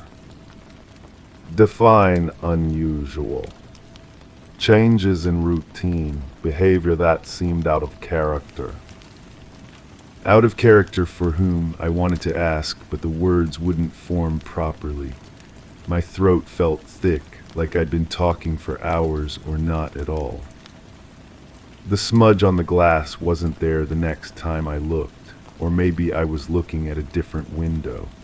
The house has so many windows, and they all reflect the same distorted version of everything inside. I started keeping track of things after that, writing down what I noticed when I noticed it, but the notes don't match my memories. According to what I wrote, the dripping started weeks before I remember first hearing it. According to my handwriting, I was already asking questions about the smell, already touching windows, already finding myself in rooms I didn't remember entering. The handwriting looks like mine, but hurried, desperate almost. You need to stop doing this to yourself. That voice again, clearer this time. Someone who cared about me, someone who was worried, but worried about what exactly? About my questions or about what the answers might reveal. I'm not doing anything, I'm just trying to understand. Some things don't need understanding, some things need to be left alone. Left alone, but how do you leave alone something that won't leave you alone? The dripping follows me into other buildings now. The metallic scent clings to my clothes. I catch myself reaching for glass surfaces without thinking, my fingers always searching for that same familiar smudge. There was an incident, I'm sure of this, though the word incident feels too small for whatever happened. Someone used that word when they thought I couldn't hear them, and it landed wrong, like calling a hurricane weather. After the incident, we thought it would be better if... If what? The sentence never completed in my hearing, but the implication hung in the air like smoke. Better if I didn't ask questions. Better if I accepted the explanations. Better if I stopped touching windows and following sounds that might not exist. But they do exist. The irregularity in the dripping is getting worse, more pronounced. Sometimes there are 3 extra beats, sometimes just 1. It's like a code I should be able to crack, a pattern that means something specific. I found more notes in my handwriting tucked inside books I don't remember opening. They describe things I don't remember writing down, conversations I don't remember having, observations about people whose faces I can't quite recall. They keep asking if I'm sure about what I saw. Why would they ask if they already know I'm wrong? The smell is strongest near the back windows, always the back windows. Someone has been moving things, small things, things they think I won't notice. Things they think I won't notice, but I do notice. I notice everything now, even things I wish I couldn't see. The way certain people's eyes don't quite meet mine when they're explaining things. The way conversations stop when I enter rooms. The way everyone seems to know something I'm supposed to have forgotten. Or maybe I did forget, and I'm only now starting to remember. There was a day when everything felt normal. I can almost reach that memory, almost touch it. A day when the faucets dripped in their proper rhythm, when I walked through the house without searching for smudges, when the air smelled like it was supposed to smell. But that day feels like it belongs to someone else now. Someone who didn't know to listen for extra beats, who didn't understand that windows can hold impressions like photographs. The person on the phone called back, or maybe it was a different person with the same careful voice. We're concerned about your well-being. My well-being is fine. It's my understanding that's suffering. Understanding of what? Of why everyone wants me to stop asking questions about something that apparently never happened. There was a pause then, long enough for me to hear the irregular dripping in the background of the call, which should have been impossible since I was nowhere near the house at the time. "Where are you?" I asked. The line went dead. I've started mapping the house differently now, marking which windows show the clearest reflections, which rooms amplify the dripping sound, which corners hold that metallic scent longest. The pattern that emerges doesn't match the house's actual layout. It's like there's another house overlapping this one, visible only through these small disturbances. Someone left a book on my table, a book about memory and trauma, about how the mind protects itself by hiding certain experiences. The pages about repressed memories were marked with a yellow highlighter, and in the margins, someone had written notes in handwriting that looked almost like mine, but wasn't quite right. Memory is subjective. What you think you remember may not be what actually happened. But what if what actually happened is exactly what I think I remember, and everyone else is the one who's gotten it wrong? The dripping has developed a new pattern, 3 regular beats, then 2 quick ones, then a longer pause. It repeats exactly the same way every time now, like it's trying to tell me something. Like it's been trying to tell me something all along, and I'm finally learning to listen. I found myself in the hallway again, standing in front of the same window. My hand was already reaching toward the glass before I realized I was moving. This time, though, I could see the smudge clearly. It wasn't random at all. It was a handprint, small, pressed against the glass from the other side. And as I watched, my own hand aligned perfectly with it, finger for finger, palm for palm. The glass was cold under my touch, but the handprint felt warm, like it had just been made. Like someone on the other side was pressing back. The metallic smell flooded the air, and the dripping sound grew louder, more insistent. 3 beats, 2 quick ones, pause. 3 beats, 2 quick ones, pause. "You're remembering," said a voice that might have been my own. "You're finally remembering." But remembering what? And why does everyone seem so afraid of what I might recall? The house feels different now, like it's been holding its breath and is finally ready to exhale. Every surface seems to vibrate with secrets. Every shadow holds the shape of something I should recognize. The windows reflect things that aren't in the room, and the dripping sound has spread to other parts of the house, other rhythms joining the first. I think something happened here, something that left marks on the glass and changed the way water moves through pipes and made the air taste like metal. Something that everyone wants me to forget, but my body remembers even when my mind doesn't. The handprint is still there when I check, still warm under my touch. Sometimes I think I can feel a pulse through the glass, like a heartbeat trying to sync with mine. 3 beats, 2 quick ones, pause. Like the dripping, like a message I'm only now learning to decode. And in the growing darkness of the house, with the irregular rhythm echoing through every room, I'm beginning to understand that the person everyone's been protecting me from remembering might have been me. The faucet drips its extra beat, and I trace my path down the hallway, each step a whisper against the carpet. But now I know why the creak comes early, why the air smells sharp and metallic, why my fingers always find their way to glass. I know, but I don't know if I want to remember what I know. The handprint waits, patient and warm, on the other side of everything I've forgotten. Story 7. The musty aroma of old paper lingered in the dim, narrow room as I pulled the tab on the library's faded green lamp.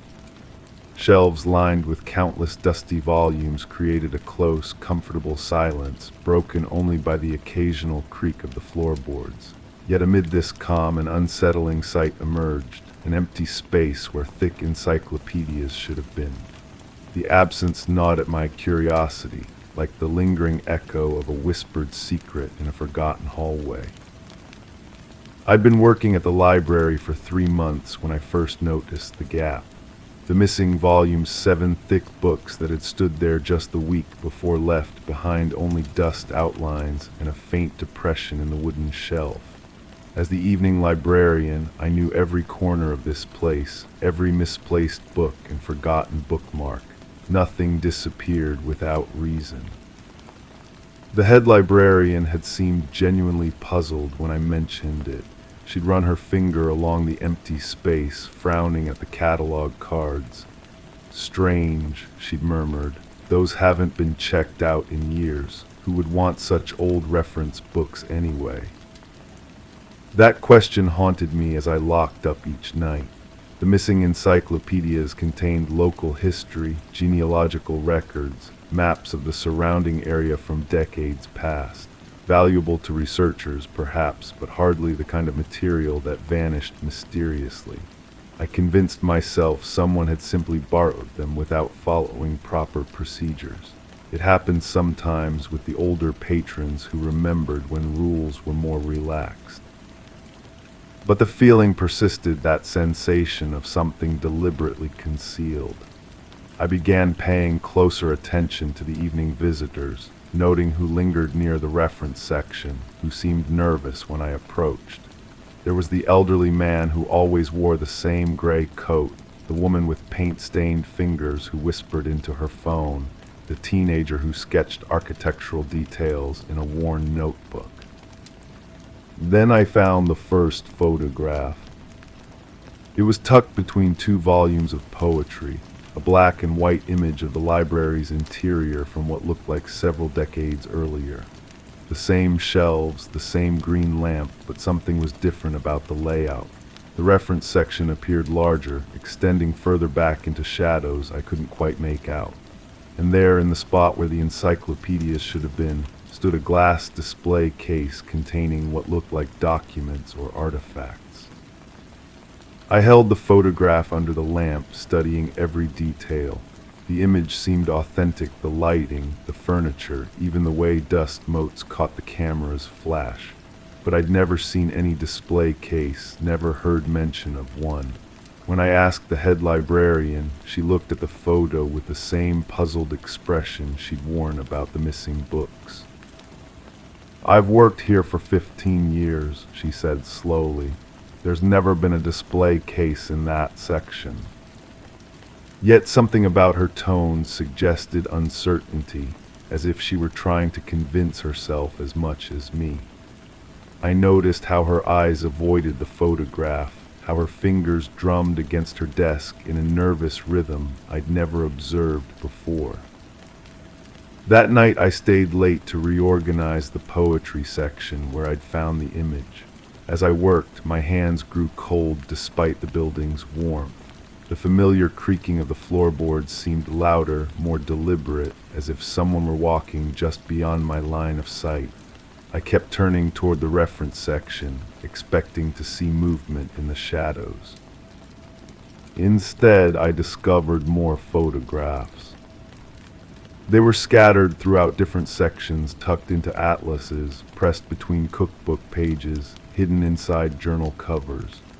Each image showed the library at various points in its history, and in each one that same display case appeared in the reference section. Sometimes it was empty, sometimes filled with papers or small objects I couldn't identify clearly. The most disturbing photograph showed the case with its glass front shattered, fragments scattered across the floor like frozen tears.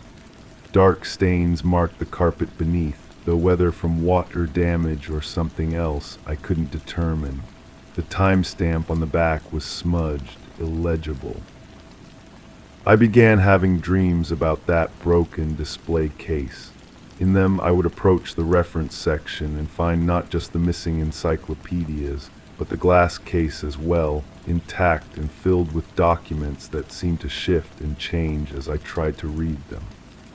Sometimes the papers bore my own handwriting, sometimes they showed maps of places I'd never been but somehow recognized. The dreams always ended the same way, with the sound of shattering glass and the sensation of cold air rushing against my face, carrying the scent of something metallic and sharp. During my waking hours, I found myself touching the empty shelf space compulsively, running my fingers along the dust outlines as if I could divine the truth through tactile memory. The wood felt warm beneath my touch, warmer than it should have been, and sometimes I could swear I felt vibrations, like distant footsteps or muffled voices. Other staff members began avoiding me. I caught them whispering in the break room, their conversations stopping abruptly when I entered. The head librarian started checking on me more frequently, her visits feeling less like supervision and more like surveillance. She would stand in the reference section, watching me work, her presence heavy with unspoken questions.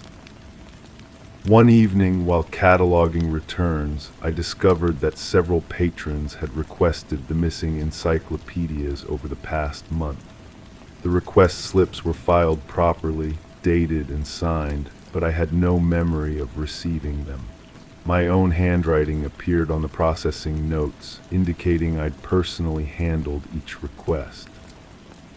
According to my own records, I'd retrieved the encyclopedias from their shelf, checked them out to various patrons, and watched them leave with the heavy volumes tucked under their arms. But I remembered none of it.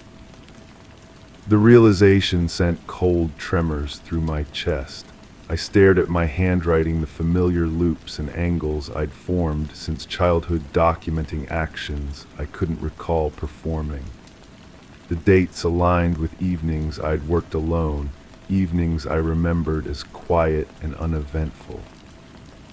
I began leaving myself notes, small reminders tucked into my pockets and desk drawers. Check the reference section, I would write, count the encyclopedias, ask about the display case. But each morning I found the notes in my own handwriting, yet with no memory of creating them. The photographs multiplied. I discovered them everywhere now, inside my coat pockets, between the pages of books I'd never opened, taped to the underside of my desk drawer. Each image showed the library from a slightly different angle, a different time period, but always featuring that mysterious display case.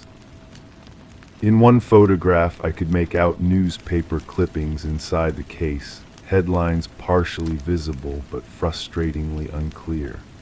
Another showed what appeared to be a map with red marks indicating specific locations throughout the surrounding area. A third contained what looked like personal effects: a watch, a pair of glasses, a small leather journal. The most recent photograph I found showed the display case filled with the missing encyclopedias.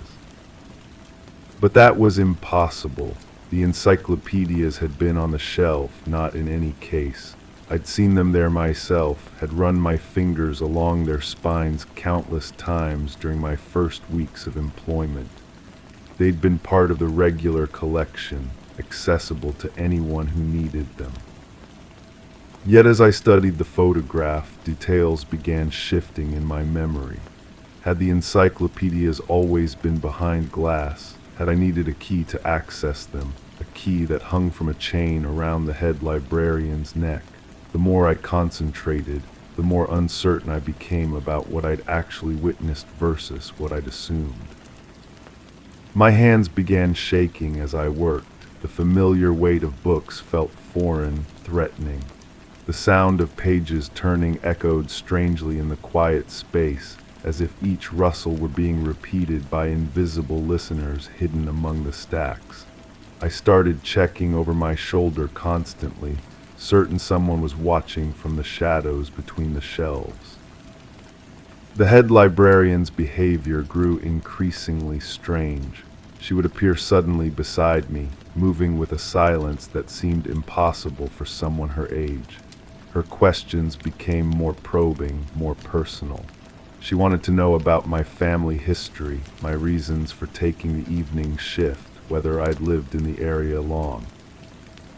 "You seem troubled," she said one night, her voice carrying an odd resonance in the empty library. "Is everything all right at home?" I wanted to tell her about the photographs, the missing memories, the dreams that felt more real than my waking hours. Instead, I found myself nodding, assuring her everything was fine, watching her smile in a way that never quite reached her eyes. That night I dreamed I was standing in the reference section, but it was different, older, darker, filled with the musty scent of decay rather than aging paper. The display case stood before me, intact but empty except for a single sheet of paper pressed against the glass. As I leaned closer to read it, I realized it was a missing person report. The photograph attached showed my own face. I woke with the taste of dust in my mouth and the sensation of cold glass against my fingertips. The dream's vividness left me disoriented, uncertain whether I was in my bed or still standing among the library's shadowed shelves. The boundary between sleeping and waking had begun to blur, leaving me suspended in a state of constant uncertainty. Now, as I sit in the reference section during another quiet evening shift, I can no longer distinguish between what I remember and what I've dreamed, between what I've discovered and what I've imagined. The empty space on the shelf seems to pulse with possibility, sometimes holding encyclopedias, sometimes a display case, sometimes nothing but the weight of unanswered questions. The photographs continue to appear, but I've stopped trying to understand their message. Perhaps they're evidence of something that happened, or perhaps they're fragments of something that never was but should have been. The truth feels less important now than the searching itself, the endless circling around a mystery that may exist only in the space between memory and forgetting. I touch the empty shelf one more time, feeling the wood's strange warmth beneath my fingers, and wonder if I'm the one who's really missing. Story 8. The air was thick with the unmistakable aroma of burnt sugar. It clung to my senses, evoking a sweetness that felt misplaced in the dim hallway where I stood. I scanned the walls, searching for a candlestick or spilled dessert, anything that might explain its presence. But the corridor remained unchanged, its surfaces indifferent to my scrutiny. The scent was a whisper from a forgotten evening, pulling me back to a dim-lit kitchen, flickering candles, and hushed conversations. My pulse quickened, each beat resonating with an old fear buried beneath comfort. I hadn't smelled that since the night everything unraveled, and now it lingered, daring me to remember. Memory is a curious architect. It builds rooms where none existed, tears down walls that once seemed solid. I find myself returning to that kitchen again and again, though I'm never certain if what I remember actually happened or if my mind has painted details onto a canvas of doubt. The candles were vanilla, I think, or perhaps caramel. She always preferred sweet scents, said they made the house feel warmer, more alive. The detective had asked me about scents during our conversation, an odd question, I thought then. He sat across from me in that sterile room, his notebook open but his pen motionless. Did you notice anything unusual that evening? Sounds, smells, anything out of place? I told him about the burnt sugar, how it seemed to permeate everything. He wrote something down then, though I couldn't see what. His expression remained neutral, professionally distant, but something in his eyes shifted. Recognition, perhaps, or suspicion. I should explain how the suspicion began, though pinpointing its origin feels like trying to catch smoke. There were small things, inconsistencies that might mean nothing to anyone else, but carved themselves into my consciousness. The way she would pause mid-sentence when the phone rang, letting it go to voicemail even when she was expecting important calls. How she started buying different groceries, exotic spices and ingredients for dishes she'd never shown interest in making. The subtle changes in her routine that accumulated like sediment, layer upon layer, until I could no longer ignore their weight. The kitchen became our battleground, though neither of us acknowledged the war we were fighting. She would cook elaborate meals, filling the house with aromas that should have been comforting, but instead felt like a performance. I would sit at the table, fork in hand, pretending to enjoy flavors that tasted of secrets. The burnt sugar scent appeared during one of these dinners, hovering at the edges of whatever she was preparing. When I mentioned it, she looked genuinely puzzled, claimed she couldn't smell anything unusual. Perhaps that was when I first understood that we were living in different realities. The photographs tell a story, though I'm no longer certain it's the truth. There's one from that period, taken during what should have been a peaceful evening at home. We're both smiling, her hand resting on my shoulder, but if you look closely, you can see the tension in her fingers, the way they grip rather than caress. My own smile seems strained, forced. Behind us, the kitchen table is set for dinner, candles flickering, casting shadows that seem to dance with their own agenda. I've studied this photograph countless times, searching for clues I might have missed. The detective asked to see it during our second meeting. He held it for a long time, his eyes moving across the image with the methodical precision of someone trained to notice what others overlook. "These candles," he said finally, pointing to the vanilla ones I'd remembered. "Were they always part of your dinner routine?" I told him no, that she'd started using them recently, said they helped her relax. He made another note, and I found myself wondering what significance he was drawing from such a simple detail. The house holds memories in its walls, in the spaces between what was said and what remained silent. I walk through it now, and every room whispers its own version of events. The living room, where she would curl up with books I'd never seen her read before, titles about psychology and human behavior that seemed oddly specific. The bedroom, where she began talking in her sleep, murmuring words I couldn't quite understand, but that filled me with an inexplicable dread. And always that kitchen, where the burnt sugar scent would appear without warning, without apparent source. I've tried to reconstruct that final evening, but the details shift each time I revisit them. She was cooking something special, she said, a surprise. The candles were lit before I arrived home, their flames steady in the still air. The house felt different somehow, charged with an energy I couldn't name. She greeted me at the door with a kiss that tasted of anticipation, her eyes bright with something I mistook for excitement. Dinner was elaborate, more courses than we'd ever shared. Each dish perfectly prepared, seasoned with care and attention that should have touched me but instead felt calculated. We talked about ordinary things, work and weather and weekend plans, but underneath the normalcy ran an undercurrent of finality that I felt but couldn't articulate. The burnt sugar scent grew stronger as the evening progressed, until it seemed to coat everything, the food, the air, even our words. The detective wanted to know about our conversation that night, what topics we'd covered, whether anything seemed rehearsed or unnatural. I told him about the ordinariness of it all, how that itself had felt strange. She'd been different in recent weeks, more present somehow, as if she was paying attention to details she'd previously overlooked. The way I took my coffee, which side of the bed I preferred, how I liked my shirts folded. Small intimacies that felt like someone taking inventory. Did she seem nervous? He asked. I considered this, replaying moments that had become worn smooth from too much handling. Nervous wasn't the right word, focused perhaps, intent, like someone following a script they'd memorized but weren't entirely comfortable performing. The candles burned lower as we ate, their flames wavering in drafts I couldn't feel. She kept glancing toward the kitchen, as if expecting something or someone. When I asked if she was all right, she smiled and said she was perfect, that everything was exactly as it should be. The word perfect lingered in the air between us, heavy with implications I was only beginning to understand.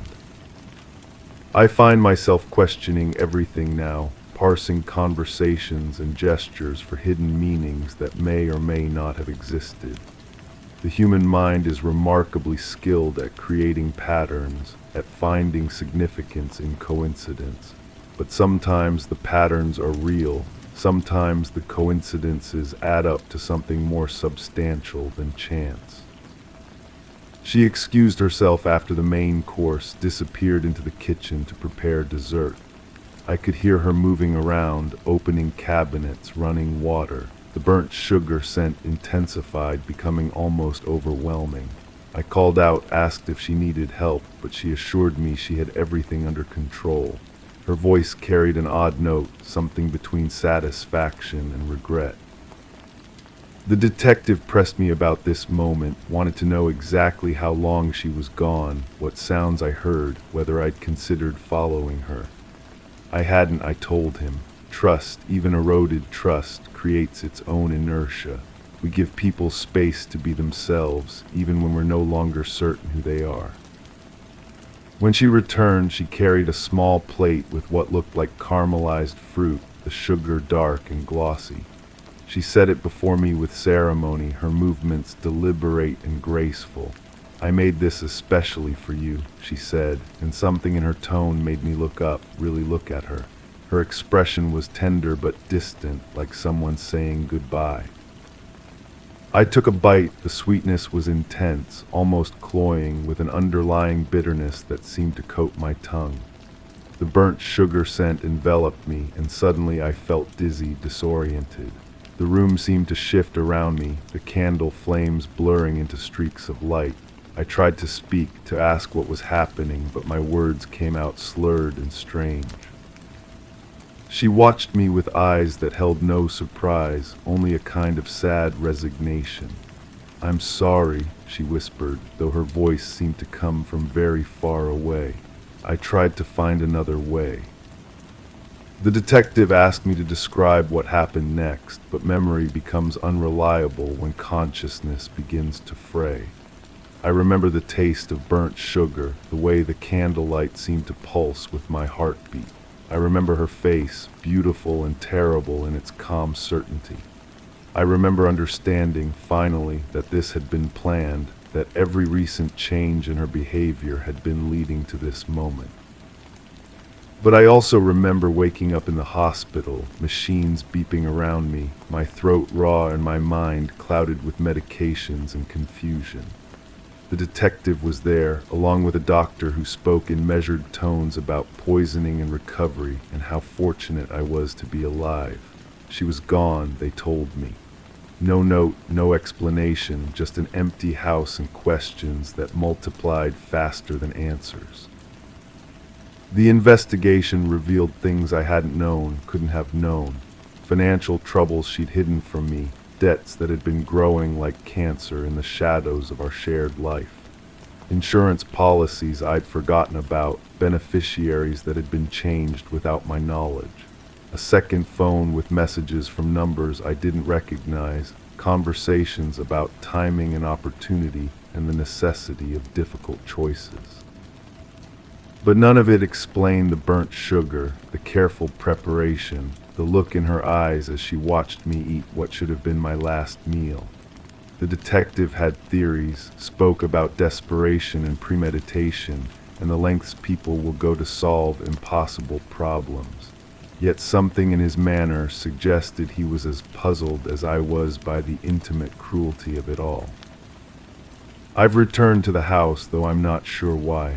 The kitchen looks exactly as it did that night, the table still set for two, the candles burned down to stubs in their holders.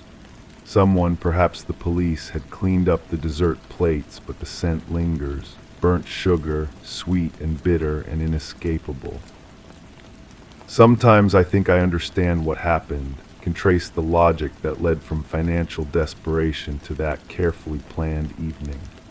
Other times, the whole sequence of events feels surreal, like something that happened to someone else, in another life entirely. The line between victim and conspirator blurs when you're dealing with someone you loved, someone whose motivations remain as mysterious as her disappearance. The detective calls occasionally, updates me on leads that never pan out, sightings that prove false. She's become a ghost, existing somewhere in the space between memory and possibility. I find myself wondering if she thinks about that night, whether she regrets the gentleness of her approach or wishes she'd been more direct. There's something almost romantic about poison, something that speaks to intimacy and trust betrayed. A gun would have been simpler, more honest. But she chose sweetness laced with death, chose to make our last meal together a kind of perverted communion. The house feels different now, charged with the weight of what almost happened. I walk through rooms that once held comfort and find only questions. Did she plan it here, standing at the kitchen counter where we'd shared so many ordinary meals? Did she practice the words she would say, the expression she would wear as she watched me eat? The domestic space has become a crime scene, though no crime was technically completed. I've started cooking for myself, simple meals that require no candles, no ceremony. But sometimes when I'm standing at the stove or sitting at the table, the burnt sugar scent returns. It drifts through the air like a memory made manifest, reminding me that some experiences embed themselves so deeply in our consciousness that they become part of the atmosphere itself. The detective suggested I sell the house, start fresh somewhere without associations.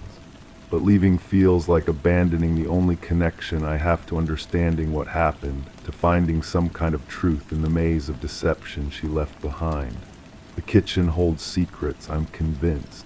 The walls witnessed her preparations, absorbed her intentions. If I'm patient, if I pay attention, perhaps they'll reveal what I need to know. Or perhaps I'm simply afraid to let go of the last place where she existed, where her presence still lingers in the spaces between memory and reality. Love doesn't die easily, even when it's been poisoned with betrayal, even when it tastes of burnt sugar and unfulfilled endings. The candles on the table have been replaced, but I haven't lit them. They sit there like silent witnesses, waiting for another evening that will never come. Sometimes I imagine what would have happened if I'd refused the dessert, if I'd recognized the danger before it was too late. Would she have found another way? Would we have talked, found some solution to whatever drove her to such desperate measures? But speculation is just another form of torture, another way of avoiding the central truth. I shared my life with someone I didn't really know, someone capable of planning my death with the same care she once used to plan birthday parties and anniversary dinners. The intimacy of it still takes my breath away, the way she turned our domestic rituals into something deadly. The air grows thick again, that familiar sweetness creeping through the hallway where I stand. I scan the walls, searching for a source that doesn't exist, knowing that what I smell isn't really there, but unable to escape its hold on my senses. The scent pulls me back, always back, to that dim-lit kitchen and the taste of love turned bitter. My pulse quickens with the same old fear, the same recognition that some mysteries resist solution, that some betrayals echo forever in the spaces where they occurred. The burnt sugar lingers, patient and persistent, a reminder that the past isn't finished with me yet. Story 9. The key twisted in my hand, but the door remained closed. A series of almost familiar footsteps echoed softly, subtly misaligning with the rhythm. Outside the usual path, a faint trace of perfume seemed to trail, tracing outlines that dissolved upon notice. The kitchen clock's hands moved backwards, its ticking swallowed by the muffled hum of an empty room. The rug lay slightly askew, its fringe like a tentative whisper, curling toward the doorframe. I bent down to fix it, and beneath my touch, the floor felt colder. Something had shifted, unseen yet tangible. I straightened the rug with deliberate care, my fingers lingering on its worn edges. The perfume scent had vanished completely now, leaving only the sterile smell of cleaning products and something else I couldn't identify, sweet, cloying, like flowers left too long in water. The door finally yielded to my key on the second attempt, though I was certain I'd turned it the same way both times. The hallway beyond stretched in familiar shadows, yet everything felt displaced by mere inches. Picture frames hung at angles that seemed wrong. The small table by the window held the same objects as always, but their arrangement suggested someone had moved them and tried to put them back. I called out, my voice absorbed by the thick silence. No response came, though I hadn't expected one. She'd been gone for 3 days now. 3 days since the police had taken their photographs and asked their questions and left me with forms to fill out and numbers to call. 3 days since I'd become the person who waits by the phone and checks the locks twice and notices every sound the house makes in the dark.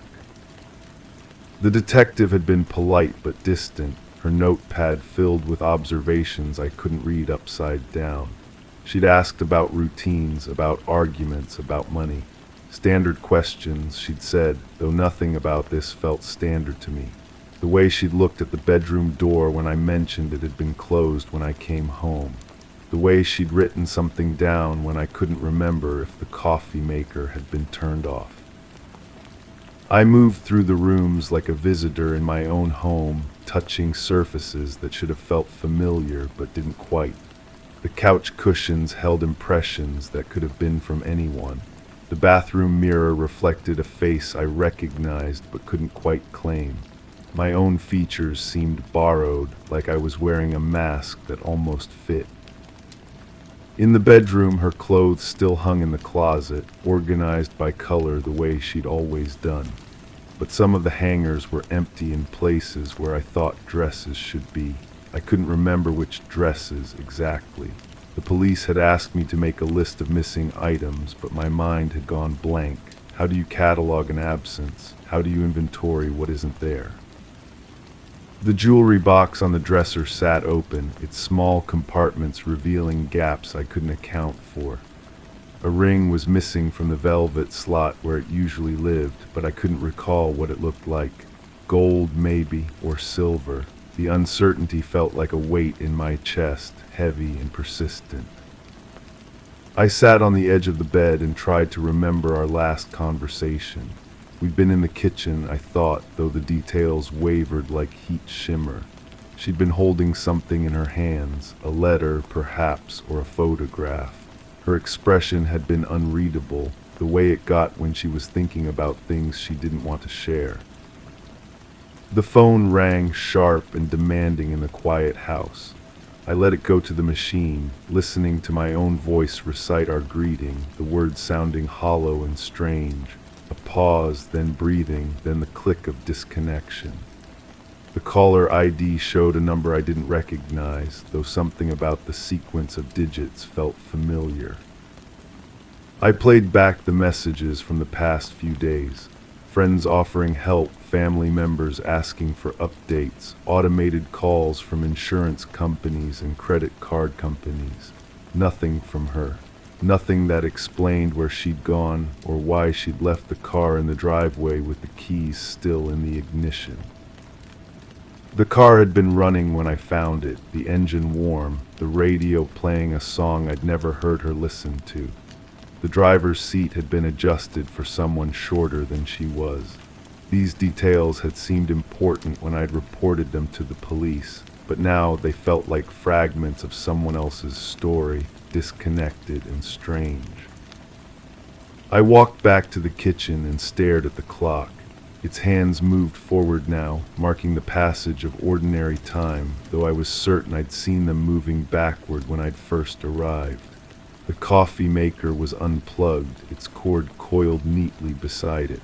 I couldn't remember if I'd done that or if she had before she left.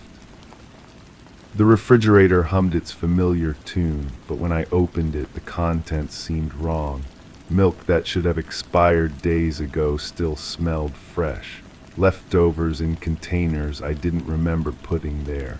A bottle of wine I was certain we'd finished the week before, now 3/4 full and chilled. I poured myself a glass and tasted something that wasn't quite right, not spoiled but different.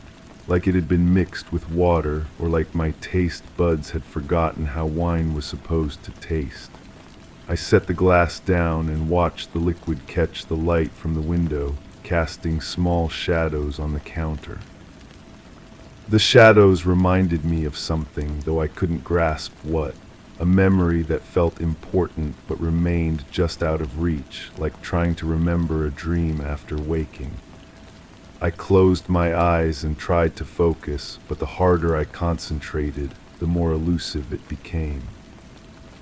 The detective had asked about her state of mind, whether she'd seemed upset or anxious. I told her no, that everything had been normal, but now I wondered if that was true. Had there been signs I'd missed, conversations that meant more than I'd understood at the time? The uncertainty gnawed at me, persistent and sharp. I found myself standing in front of the bathroom mirror again, studying my reflection for clues I couldn't name. My eyes looked tired, older than I remembered them being.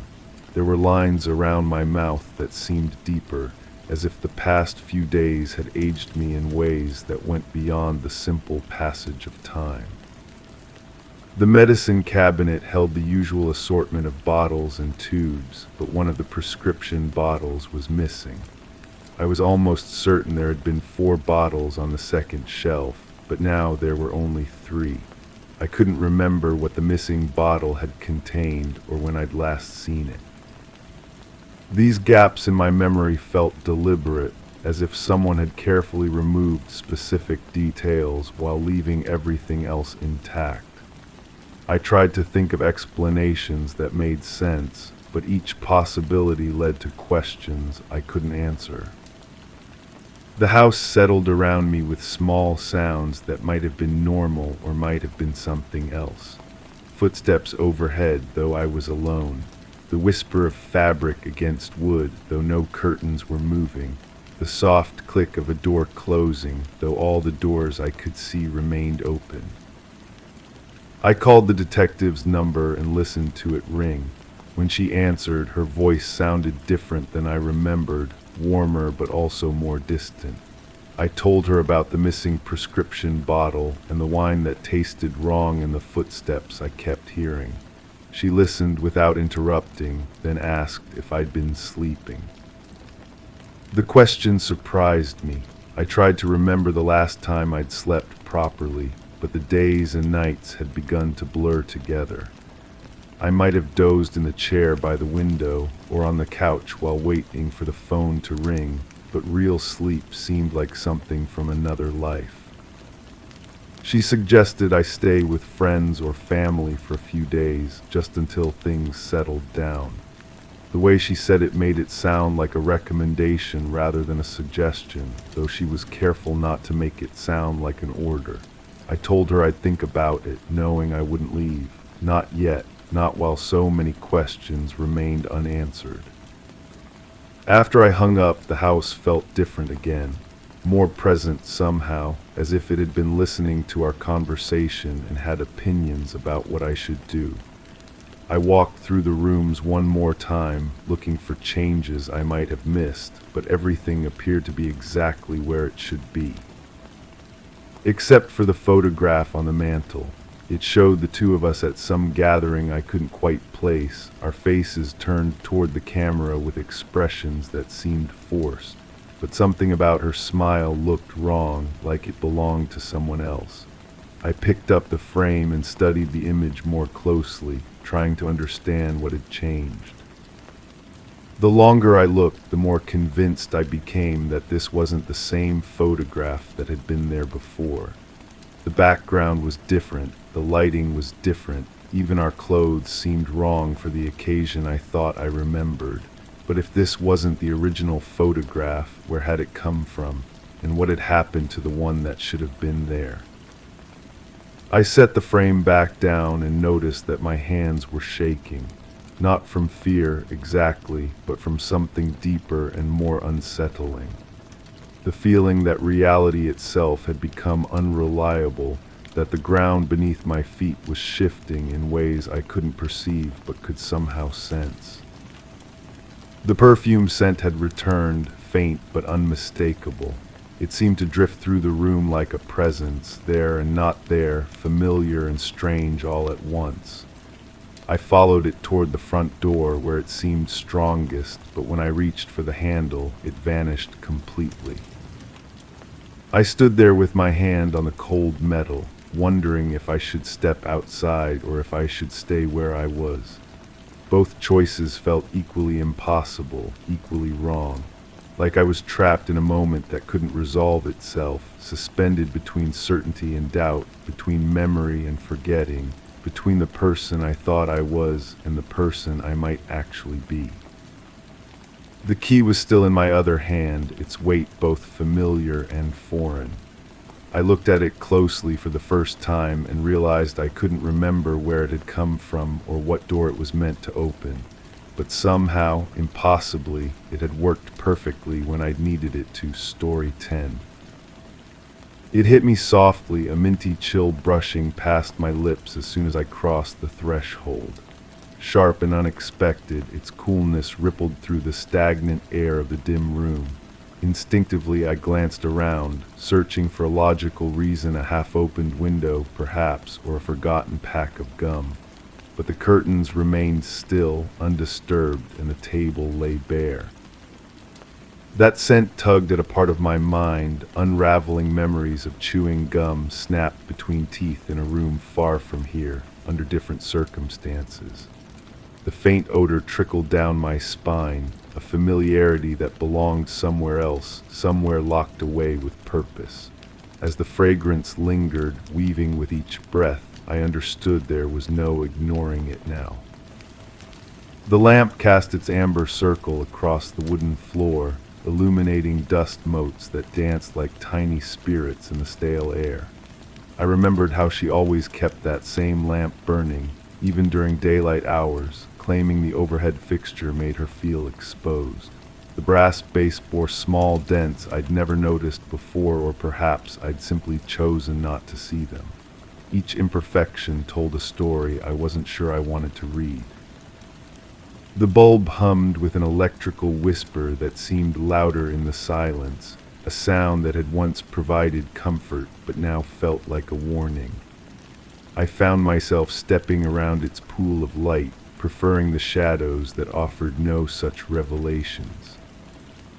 Her reading chair sat positioned at the perfect angle to catch both the lamplight and whatever filtered through the heavy curtains.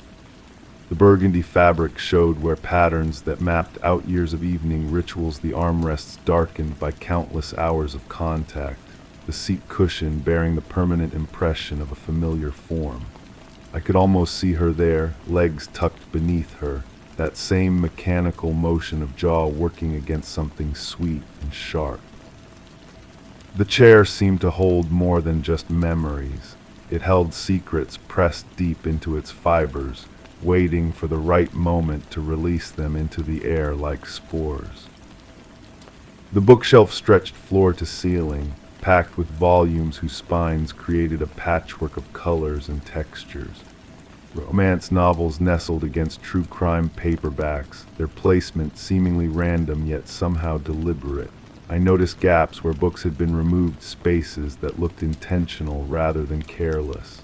The remaining titles seemed to watch me with their silent authority, each one a potential hiding place for things better left undiscovered. My fingers traced the empty spaces, wondering what stories had been deemed too dangerous to leave behind, what knowledge had required such careful erasure. A coffee mug sat on the side table, its rim stained with the ghost of lipstick that had long since faded to a pale pink shadow. The ceramic felt cool against my palm, though the dregs inside had evaporated to leave only a dark ring at the bottom. I remembered how she'd always drink her coffee black, claiming cream was for people who couldn't handle life's bitter truths. Yet here was evidence of something sweeter, a residual stickiness that spoke of sugar stirred in generous amounts. The contradiction unsettled me more than it should have, like discovering a lie told for no apparent reason. The window faced the backyard, its glass bearing the accumulated grime of seasons left unwashed. Through the murky pane, I could make out the shape of the old oak tree, its branches reaching toward the house with gnarled fingers. She'd mentioned that tree often, how it kept her company during sleepless nights, how its shadow patterns on the wall told her stories. But from this angle, the tree looked different, closer than it should be, its limbs pressing against the glass as if seeking entry. The scratches on the window frame suggested this proximity wasn't new, that something had been scraping against the house for quite some time. The carpet beneath my feet felt wrong somehow, its texture too uniform, too deliberately placed. The original hardwood peeked out at the edges, suggesting this covering was a recent addition. When I knelt to examine it more closely, I caught that minty scent again, stronger now, as if it had been trapped beneath the fibers and released by the disturbance. The carpet's patterned swirling blues and grays seemed designed to hide rather than decorate, to obscure whatever lay beneath its protective embrace. My fingers found a slight rise in the floor, a bump that didn't belong in a house this old and settled. The photographs on the mantelpiece told a story I thought I knew, but now each frame seemed to hold different secrets. Her smile looked forced in some, genuine in others, creating a timeline of emotional states I'd never bothered to decode. In several pictures, her jaw worked at something, that same rhythmic motion I remembered so clearly. But looking closer, I noticed her eyes in those moments, how they seemed focused on something beyond the camera's reach, something that required such intense concentration. The photographer's shadow appeared in one corner of a frame, a dark silhouette that seemed familiar yet impossible to place. The kitchen doorway revealed glimpses of a room I'd visited countless times, yet now it felt foreign and unwelcoming. The refrigerator hummed its mechanical song, but the sound carried an undertone I'd never noticed, a grinding, almost desperate quality that spoke of machinery pushed beyond its limits. The smell of mint grew stronger near the threshold, mixing with other scents I couldn't identify. Cleaning products, perhaps, or something medicinal that had soaked into the walls themselves. The combination created an atmosphere that made my throat tighten and my breathing shallow. Her purse sat on the kitchen counter, its leather surface worn smooth by years of handling. I'd seen her reach into it countless times, always fishing for that same rectangular package, the cellophane crinkling between her fingers. The purse gaped open now, revealing an interior that seemed too organized, too deliberately arranged. Each compartment held its designated items with museum-like precision, as if someone had carefully curated the contents for inspection. The absence of randomness felt unnatural, like a stage set dressed to convey a specific impression rather than reflect actual use. The basement door stood slightly ajar, its painted surface marred by scratches that looked fresh despite the house's age.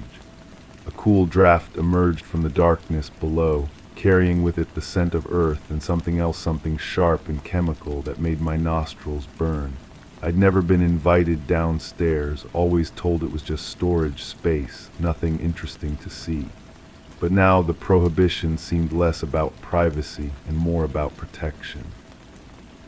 The door handle bore the residue of frequent use, its brass surface worn to a dull shine that spoke of nervous touching, of hands that couldn't quite decide whether to open or close. The telephone sat silent on its cradle, but its presence dominated the small table where it rested. The receiver bore the telltale stains of lipstick and something else, small indentations that suggested teeth marks, as if someone had gripped it too tightly during difficult conversations. The notepad beside it showed the ghost impressions of messages long since torn away, their words pressed into the paper beneath with the force of urgent communication. When I held the pad to the light, fragments of phone numbers and single words emerged like secrets reluctantly surrendered. The medicine cabinet in the hallway bathroom revealed shelves lined with bottles whose labels had been systematically removed. Each container held pills of different shapes and colors, their purposes now mysterious without identification. The minty scent was strongest here, emanating from a small jar whose contents looked like ordinary breath mints but smelled far too medicinal to be candy. The mirror above the sink showed my reflection fractured by a crack I didn't remember, splitting my face into fragments that seemed to belong to different people entirely. The bedroom felt like a museum exhibit, everything preserved exactly as it had been left. The bed remained unmade, its sheets twisted in patterns that suggested restless sleep or sudden departure. On the nightstand, a glass of water sat half empty, its surface bearing the film that comes from days of undisturbed stillness. The water tasted of minerals, and something else when I dared to sip it, a metallic aftertaste that lingered on my tongue like a warning. The bedside lamp cast shadows that seemed to move independently of any light source, creating shapes that made me question what I was actually seeing. The closet doors stood open, revealing clothes arranged with the same unnatural precision I'd noticed in the purse. Each garment hung at exact intervals, colors coordinated in a way that spoke of obsessive organization or someone else's careful arrangement. The shoes below were paired perfectly, but their soles showed wear patterns that didn't match the orderly presentation above. Some bore traces of mud that seemed too fresh for a person who rarely left the house, while others showed the kind of scuffing that comes from nervous pacing on hard surfaces. The diary I found tucked between mattresses felt warm to the touch, as if it had been recently handled. Its pages revealed handwriting that started neat and controlled, but gradually devolved into increasingly erratic scrawls. The entries spoke of sleepless nights and strange sounds, of shadows that moved wrong and scents that appeared without source.